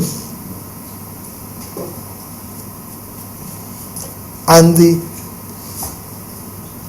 failure to also take care of our surroundings, our wells, all of the things that would cause damage to the earth and damage to the people when the waters come down. Whether it is with respect to how we deal with our bodies. And pandemic, COVID, has shown that more than anything else, that it is the chronic NCDs and the complications that present the real problem with the virus. And that for the majority who are healthy, and I ask Barbadians, even as I speak now, and I'll keep asking, boost your immune system. Vitamin C, whether it's the tablets or whether it is oranges or cherries, little ginger, little turmeric, little honey, and little lemon or lime juice, or grapefruit, or sour orange, as the member for Christchurch West Central loves. Mix it up. If you can't drink it every day, drink it every 2-3 days. But it is the boosting of our immune system. And we don't need anybody to do that for us. That is me, myself, and I. Me, myself, and I. Or whether it is in discrimination and unconscious bias on the basis of race, on the basis of class, on the basis of gender, on the basis of sexual orientation, on the basis of whatever it is. I said in the past, and I say it again, that a country that knows what it is to have its modern development forged in the bowels of discrimination cannot now forget the pain of discrimination and justify discrimination for any cause, for any reason, against any human being. This is a country that was the first example of postmodern racism in the Western world. This is a country that does know better and that has come a long way, but recognizes that even in coming that long way, we have not yet reached the promised land. And when I talk about people about not renting out space in their heads, it is because we need to own who we are. We need to look into the mirror and love who we are. But we need to care for each other as the golden rule entreats us to do. Do unto others as you would have them do unto you. And if we don't want to be discriminated against, then we know what we must do. And if we don't want to be treated a certain way, we know what we must do. And if we, as I said at the gymnasium last week in talking to the public servants, can forge out of this pandemic the true sense of what we want Barbados to look like, feel like, sound like, move like, and what is that? A country that continues to revere social justice. A country that continues to revere that we are friends of all and satellites of none. That we don't have permanent friends, but we have permanent interests. A country that above all else produces young children that are, and adults, that are confident, that are creative and know how to think outside of the box, that are committed to cause. Because if you don't know commitment, you will stand for anything and do anything. and that above all else, a country that is caring and compassionate. And this is not the first time I've said it. You heard me say it on the renaming of the highway for Griner. You've heard me say it many times before I was even leader of this Barbados Labour Party. You've heard me say it for those who know me back from my days as a schoolgirl in Queen's College, and even at Miss Carrington's school, Maryville Prep. You've heard me say it then, because this is not something that I have become a latter-day saint or apostle. I was raised in a household that taught me to believe that I am not better than anybody else, but equally no one is better than I am. And more importantly, that this notion that all that the world needs in a post-United Nations world is equal opportunity is a nonsense. Because what we have is a decimation of rights for centuries. And when one person is down here and the other is up here, you then want to frame it as an equality of opportunity discussion. When we know that the person who is down here and frail cannot do what the person who is up here and strong can do. So you ask me why we leave out people under 36,000. Because you and I know that the most important thing in this country is ownership of a piece of land and a house. And I say that there are too many policemen, too many nurses, too many teachers, too many gas station attendants, too many clerical officers in this country who deserve to own a house and land like the rest of the people who have. And this Barbados Labour Party government under my leadership will make sure that they get that chance in this country. You ask me why this government chooses to spend money on certain capital projects in the heart of Bridgetown. Because when that little boy or girl goes to catch the bus at the bus stand in Fairchild Street, and they turn to the mother or the father or the aunt or the uncle and say, "Mommy, what's that park over there? Auntie, what's that park over there?" You must be able to walk them across the road and sit down in the park when it is finished and explain to them that there was a time in this country when ordinary people could not get access to decent housing or food or all kinds of things and were treated as nothing but chattels, even when the law stopped treating them as chattels. And that this country has chosen in the center of its capital to pay obeisance and to say thank you every day. Because none of us knew what it was like for Clement Plain or Israel Lovell or any of them to go through what they went through, standing up for others, only to be prosecuted, imprisoned, and in some instances to lose their lives. And from that spot arose all of us who claim for the last, how long? 80 years. That we belong to something. The thing that we belong to didn't start in the air. It started as a result of people taking a stand cumulatively, and they weren't the only ones, because before them there were those with the UNIA meeting in Queen's Park. Because Garvey's reach, even in the absence of technology, even in the absence of CBC,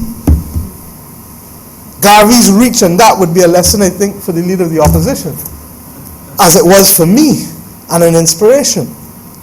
That the reach is what you make it and how you remain committed to cause and find every way to get around the obstacles legally that you can do.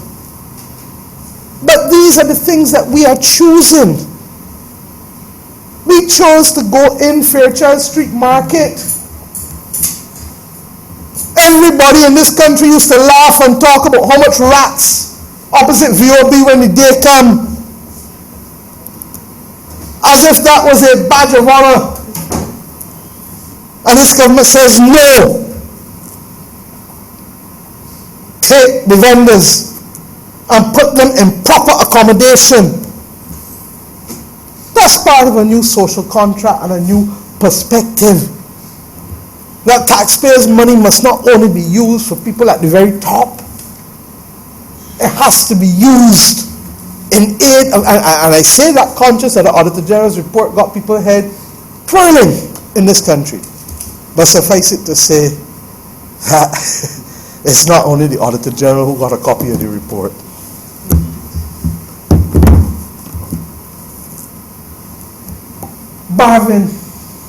Barbados Association of Vendors, for more than 10 years, chock-a-block there in Cheapside. And we said no. They were asking for it for more than 10 years.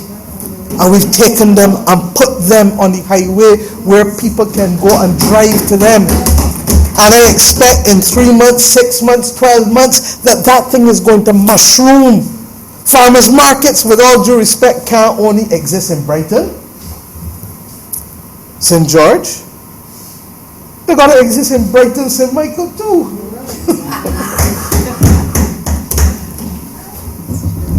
So I say all of these things because you judge people not just by their statements, but by their actions. Trust loans. Who has ever taken a chance on people and said, look, without the collateral, how do you move from the stage of being a nano businessman, somebody who is just an itinerant vendor, somebody who trying a thing, and move to the next level if you don't have access to some basic capital? And these are the things, but we take the people's money in taxes, and we then don't want to have the opportunity to make sure that we can enfranchise them in a way that makes sense. Mr. Speaker, I really did not expect and want to spend so much time talking. But the truth is that the Leader of the Opposition reminded me of a few things that I wanted to share, and I thank him for that. And I end simply by saying that, look, these are not normal times. And there are a number of state-owned enterprises that will face difficulties in the same way that a number of private sector people are facing difficulties. I want to say to some of the private sector people that in addition, it is not back business as usual. We have to get there. We know it. And we have to continue to get there because the world is not going to wait on us. But having said that, we have to hold each other up as much as possible because it is us who will hold each other, not nobody else. So this is brought here to allow us to act in consistent with the laws of this land.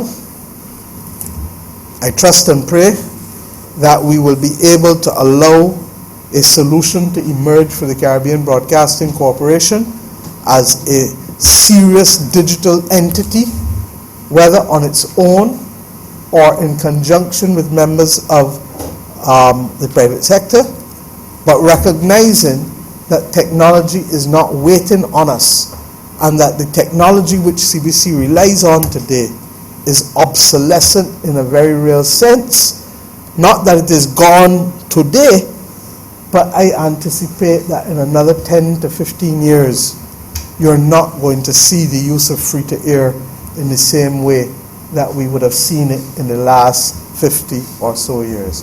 And we have therefore to adapt to the times and put ourselves in that position to be competitive, but also to ensure that the process of nation building that is also about information sharing and reinforcement does not leave the arsenal of a government in shaping a country or in forging the outlooks and attitudes of a people. I'm obliged to you. Honourable member for Christchurch Central. Mr. Speaker, I want to thank honourable members who contributed to this debate. And I must say, sir, I listened very carefully to all speakers. And it certainly has been very interesting, sir, the contribution, if one can refer to it as that, by the Honourable Leader of the Opposition. Because listening very carefully, sir, and you know communication is an interesting thing, and we're here to discuss, well, on the one hand, the financial situation of CBC. The mechanism is that CBC is in the business of communication, and therefore listening very carefully, sir, to the Leader of the Opposition, a couple of things hit home or resonated with me, sir. And in the context of media, I must say that whilst the allegation that somehow the other government was smothering attention away from others, and I must say, sir, having participated in the discussion to celebrate our 2-year anniversary of winning at the polls, I can say to you, sir, that exercise, I was contacted by a member of the staff at CBC to indicate this is what we will be doing, and therein lies the in terms of the specific program that he referenced. But I say that to say this, sir. I have observed, and let me just say two very specific things. Based on the tone of the members'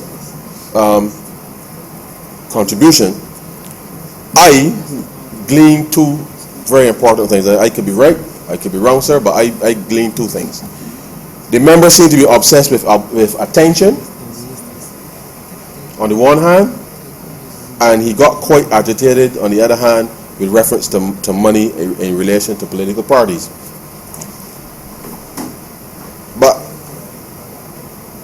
during the course of the last few weeks, sir, I have observed from the various media that members of his party, sir, have gotten much more attention in the newspapers and within the context of what I've seen than he certainly has over the last few weeks.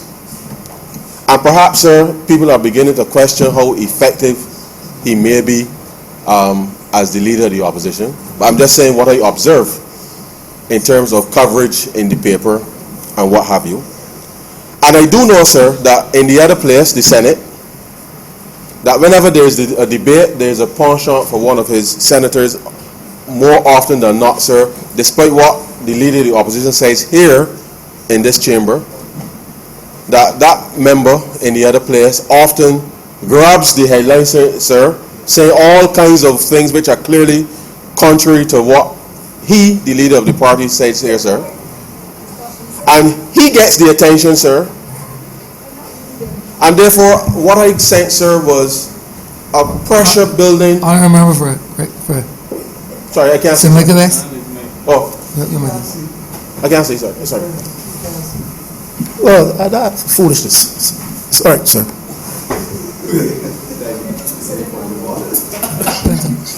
Continue.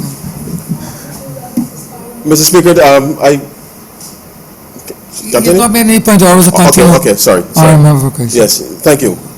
So it seems to me, sir, just from my casual observation, that the attention of the other members of the attention that other members of his party seems to be getting publicly, sir, seems to be getting under his skin, because he seems to assert that members of the government. Mr. Speaker, sorry.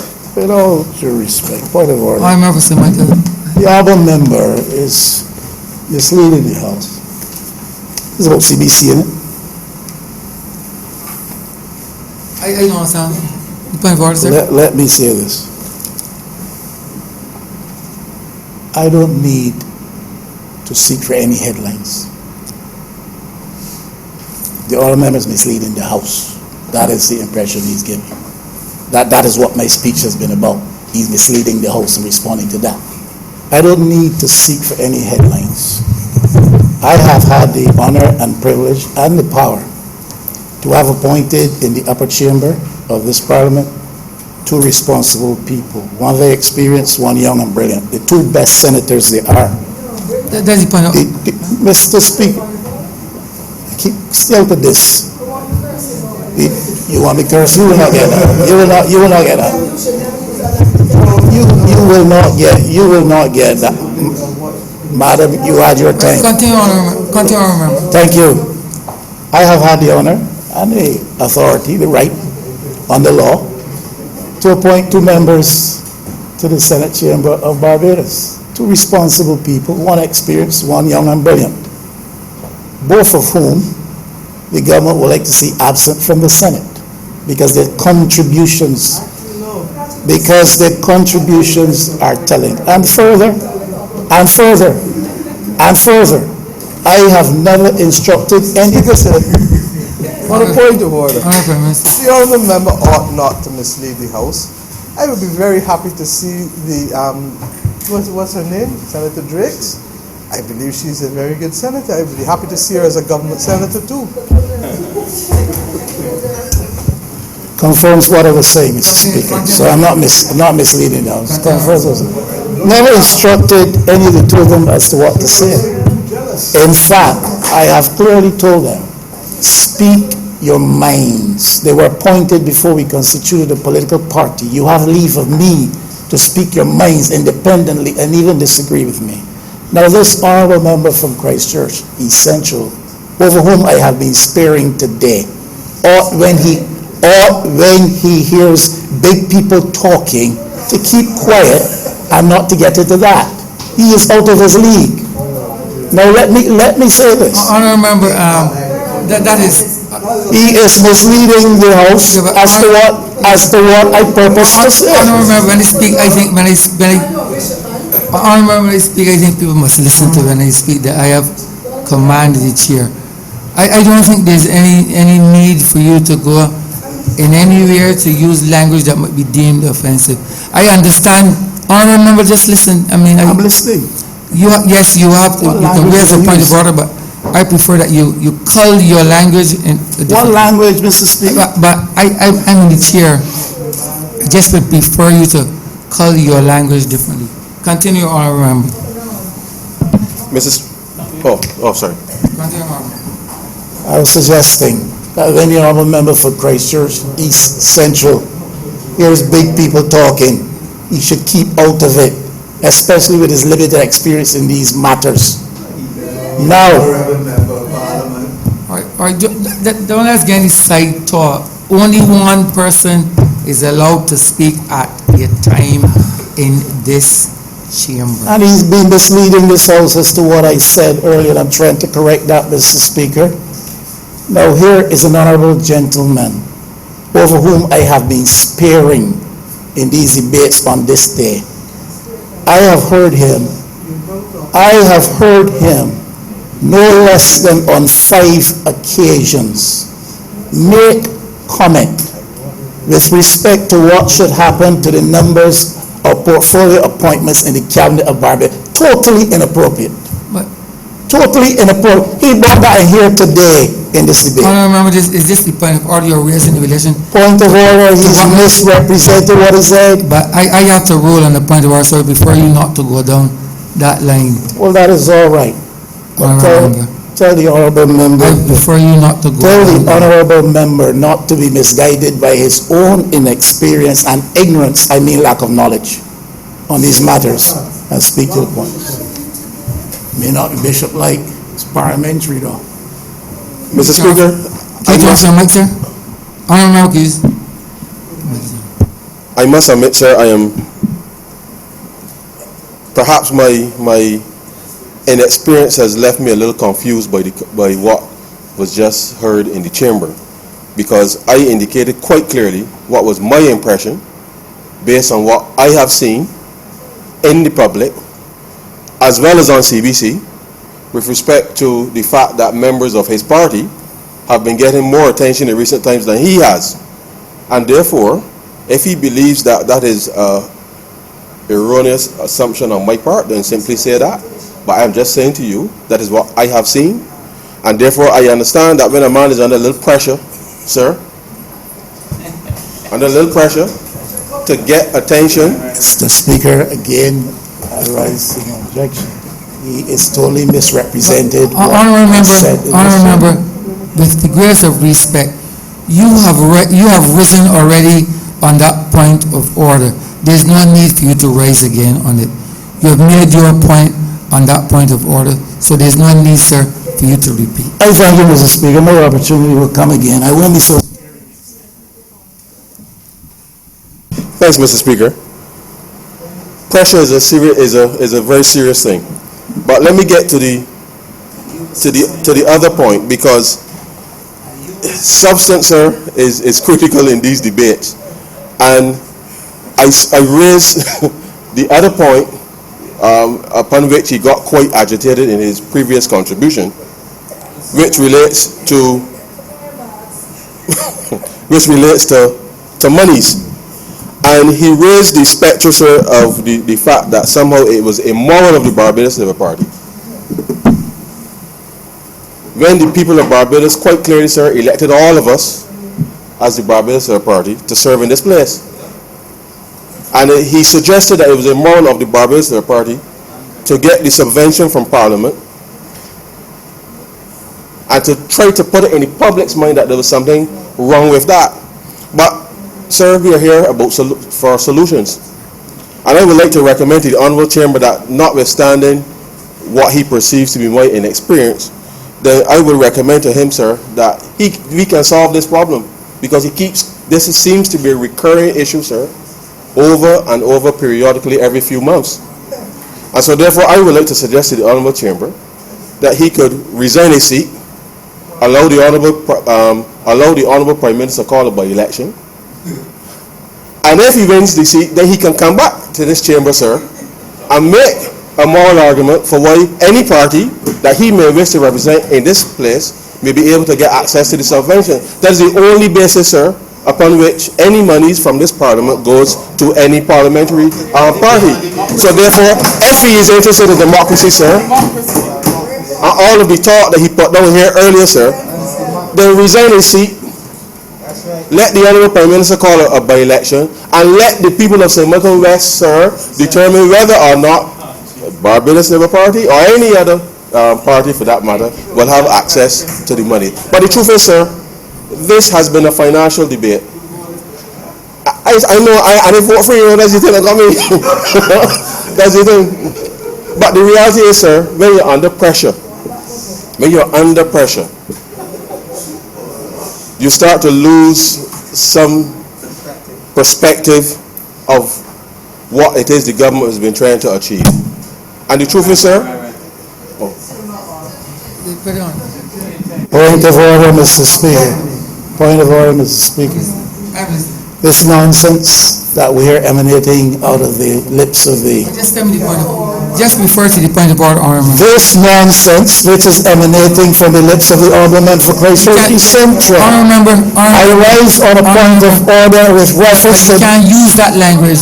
I rise on a point of order with reference to that which the Honourable Member for Christchurch East Central just said. Are you listening? Quite clearly. You have to withdraw. You cannot use the language. This nonsense, sir. The remark is withdrawn, Honourable Mr. Speaker. I've gone past that. Right. That which escapes the lips of this Honourable Member from Christchurch East Central misrepresents me in a serious way. I do not know what a debate on CBC has to do with resigning seat in St. Michael West and coming back in here. Mr. Speaker, the Honourable Member speaks as though were I to face the electric in St. Michael West tomorrow, I would not win. Mr. Speaker, but Mr. The border, that's the point. I do not know. Honourable Member, with great respect, it is not a point of order. Honourable Member, it is not a point of order. Mr. Speaker, it is not a point of order. I have ruled. It is not a point of order. I have so ruled. Well, you rule. Go ahead. Thank you very much, Mr. Speaker. You know, sometimes, sir, a little inexperience is good. Because in the manner of democracy, sir, and I will repeat the point, because the Honourable Member went down a road to suggest that the government of Barbados, duly elected 2 years ago, was somehow using our parliamentary majority to deny or to introduce undemocratic practices in this country. Now, sir, I simply reiterate, the honourable member keeps bringing up reference to the parliamentary subscription as it relates to political parties. And the principle is clear, sir. If you face the electorate on behalf of a political party and you're elected to this chamber, then you have access to the subvention. So my solution... But sir? would you kindly move on, sir? Would you kindly... Point of order, Mr. Speaker. Honourable, will you kindly move on? I think the debate has... Honourable, please have a seat. Please have a seat. Honourable Christchurch East Central, we have, the debate has gone past that. This is dealing with a resolution relative to the CBC. You're wrapping up that. Please stick to that, to the issue relative to the resolution. Please do not. You're moving off. You're veering off right, left, and you're not sending. Please stick to the wrap up relative to this resolution and nothing else. Nothing else. Okay, sir. I take your words of advice and guidance, sir. The honourable member, however, raised some issues relating to the Auditor General's report, and I wish to indicate that based on what I have read here, sir, from the perspective of paragraph 5.54 of the Auditor General's report, obviously in the context of where auditors are changed, then clearly one auditor can't certify something that other work that people would have done. So in that context, clearly, as would be the case satisfactorily, sometimes we have a situation where obviously the information that would have been used perhaps is not necessarily as available to the auditors as things have changed, and therefore that is perhaps part of the reason why the disclaimer of opinion obviously is there. That does not mean, sir, that anything untoward necessarily has Point of order, Mr. Speaker. The Honourable Christchurch East Central knows better because he understands these things. And if you read the Auditor General's report, that is clearly not the case. It may be the case to the $700,000 not properly accounted for in 2018 because there was a change of auditors. It is not the case with respect to 2019, where $2.8 million listed as accounts receivable cannot be verified. That is totally misleading. The honourable member knows better because he can read these things. These are figures and understand. If the honourable member would allow me to finish the point. Continue, Honourable. Right, sir. Now, as it relates to the accounts receivable, sir, as we all know, as has been the case with respect to a number of state-owned enterprises, we have gone through a very deliberate process, sir, to ensure let me just take the time, sir, to explain where the total government perspective has been. As we have come to government, sir, and recognize that a lot of people were owed by government, sir, and this is not making any excuse for CBC or any other state-owned enterprise. We have had, sir, to verify meticulously, invoice by invoice, to ensure that the process through which we determine whether we owed you, sir, money, or which entity owed you money, that there was a clear case with respect to being able to validate and verify that. And so therefore, on the part of the receivables, I am not surprised in the terms of the verification or the inability to verify, because across government, if you've been reading the Auditor General's report for a number of years, the systems within government have not been as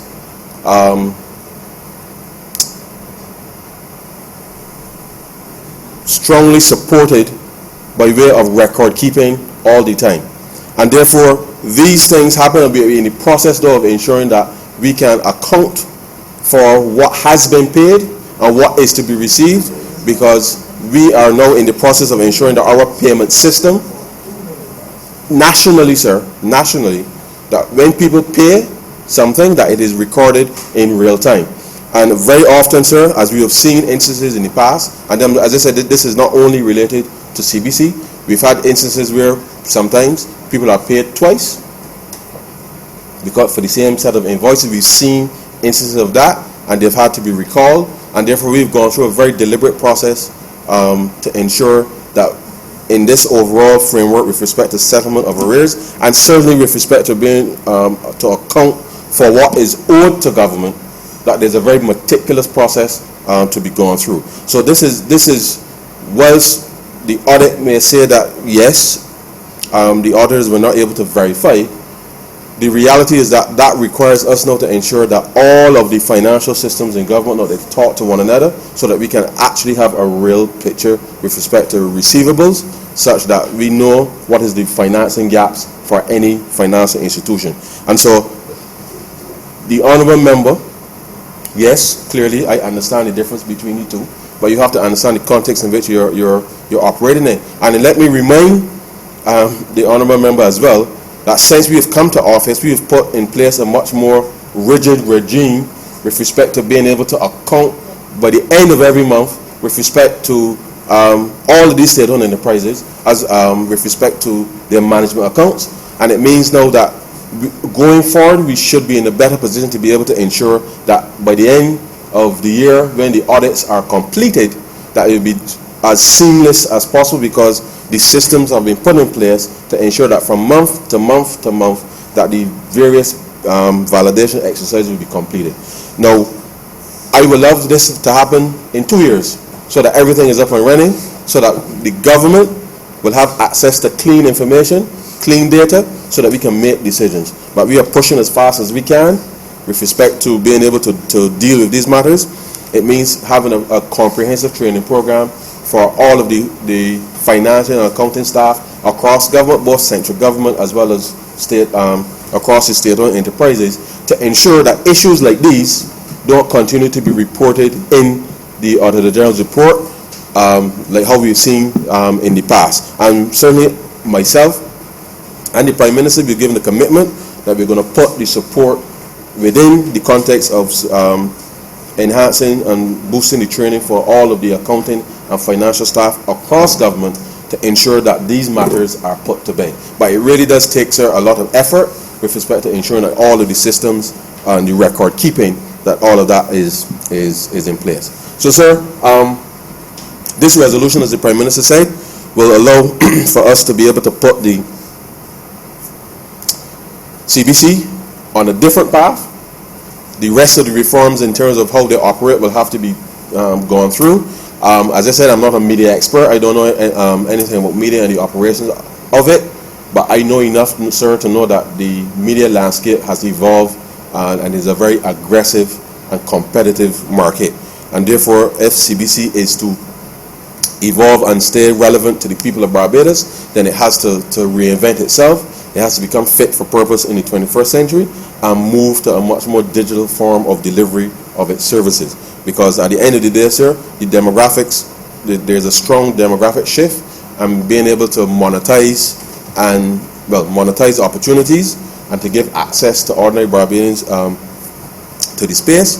And as you know, sir, whilst that is the case now, and I know that with the advent of 5G and other technologies already on stream globally, it is going to be a significant task to be able to catch up quickly in whatever shape or form CBC may find itself in the future. But the reality is, sir, that this is what we have been able to do from a financial perspective. It is now up for the operational model and the actual internal reforms for CBC now to be able to move forward such that they can take advantage of this restructuring from a financial perspective of the financial position. And so, sir, that is my my contribution in terms of response to the honourable member into some of the queries that he posed. But I want to say, sir, that this is one of three specific facilities that would have been part of the negotiations, and those, sir, will come to this chamber at the appropriate time. With that, sir, I beg to move that this resolution be read at first. Beg the second No that, pass. Sorry, the resolution do not pass. sir. Beg the second that, sir. Question is that the resolution do not pass. All those honorable members in favor, please say aye. Those against, please say no. We think the ayes have it. This resolution stands passed. Mr. Speaker, recommittal of government notices. Honorable Leader, Government Business. Mr. Speaker, I beg to give notice of the Barbados Optional Savings Scheme Bill 2020. Further recommittal, first readings of bills. Mr. Speaker, I beg to move the first reading of the Barbados Optional Savings Scheme Bill 2020. Beg the second that, sir. Question is that the aforementioned bill be read a first time. All those honorable members, please say aye. Those against, please say no. We think the ayes have it. Revert to government business. Mr. Speaker, with that, we've come to the end of today's session. I beg to move that the House be adjourned until the 16th of June at 10 a.m. in the morning. Beg the second that, sir. Tuesday the 16th. Beg the second. Yeah, we did. The question that this honorable chamber stands adjourned until Tuesday, the 16th day of June at 10 a.m. in the forenoon. All those honorable members in favor, please say aye. Those against, please say no. We think the ayes have it. This honorable chamber stands adjourned until the 16th day of June at 10 a.m. in the forenoon.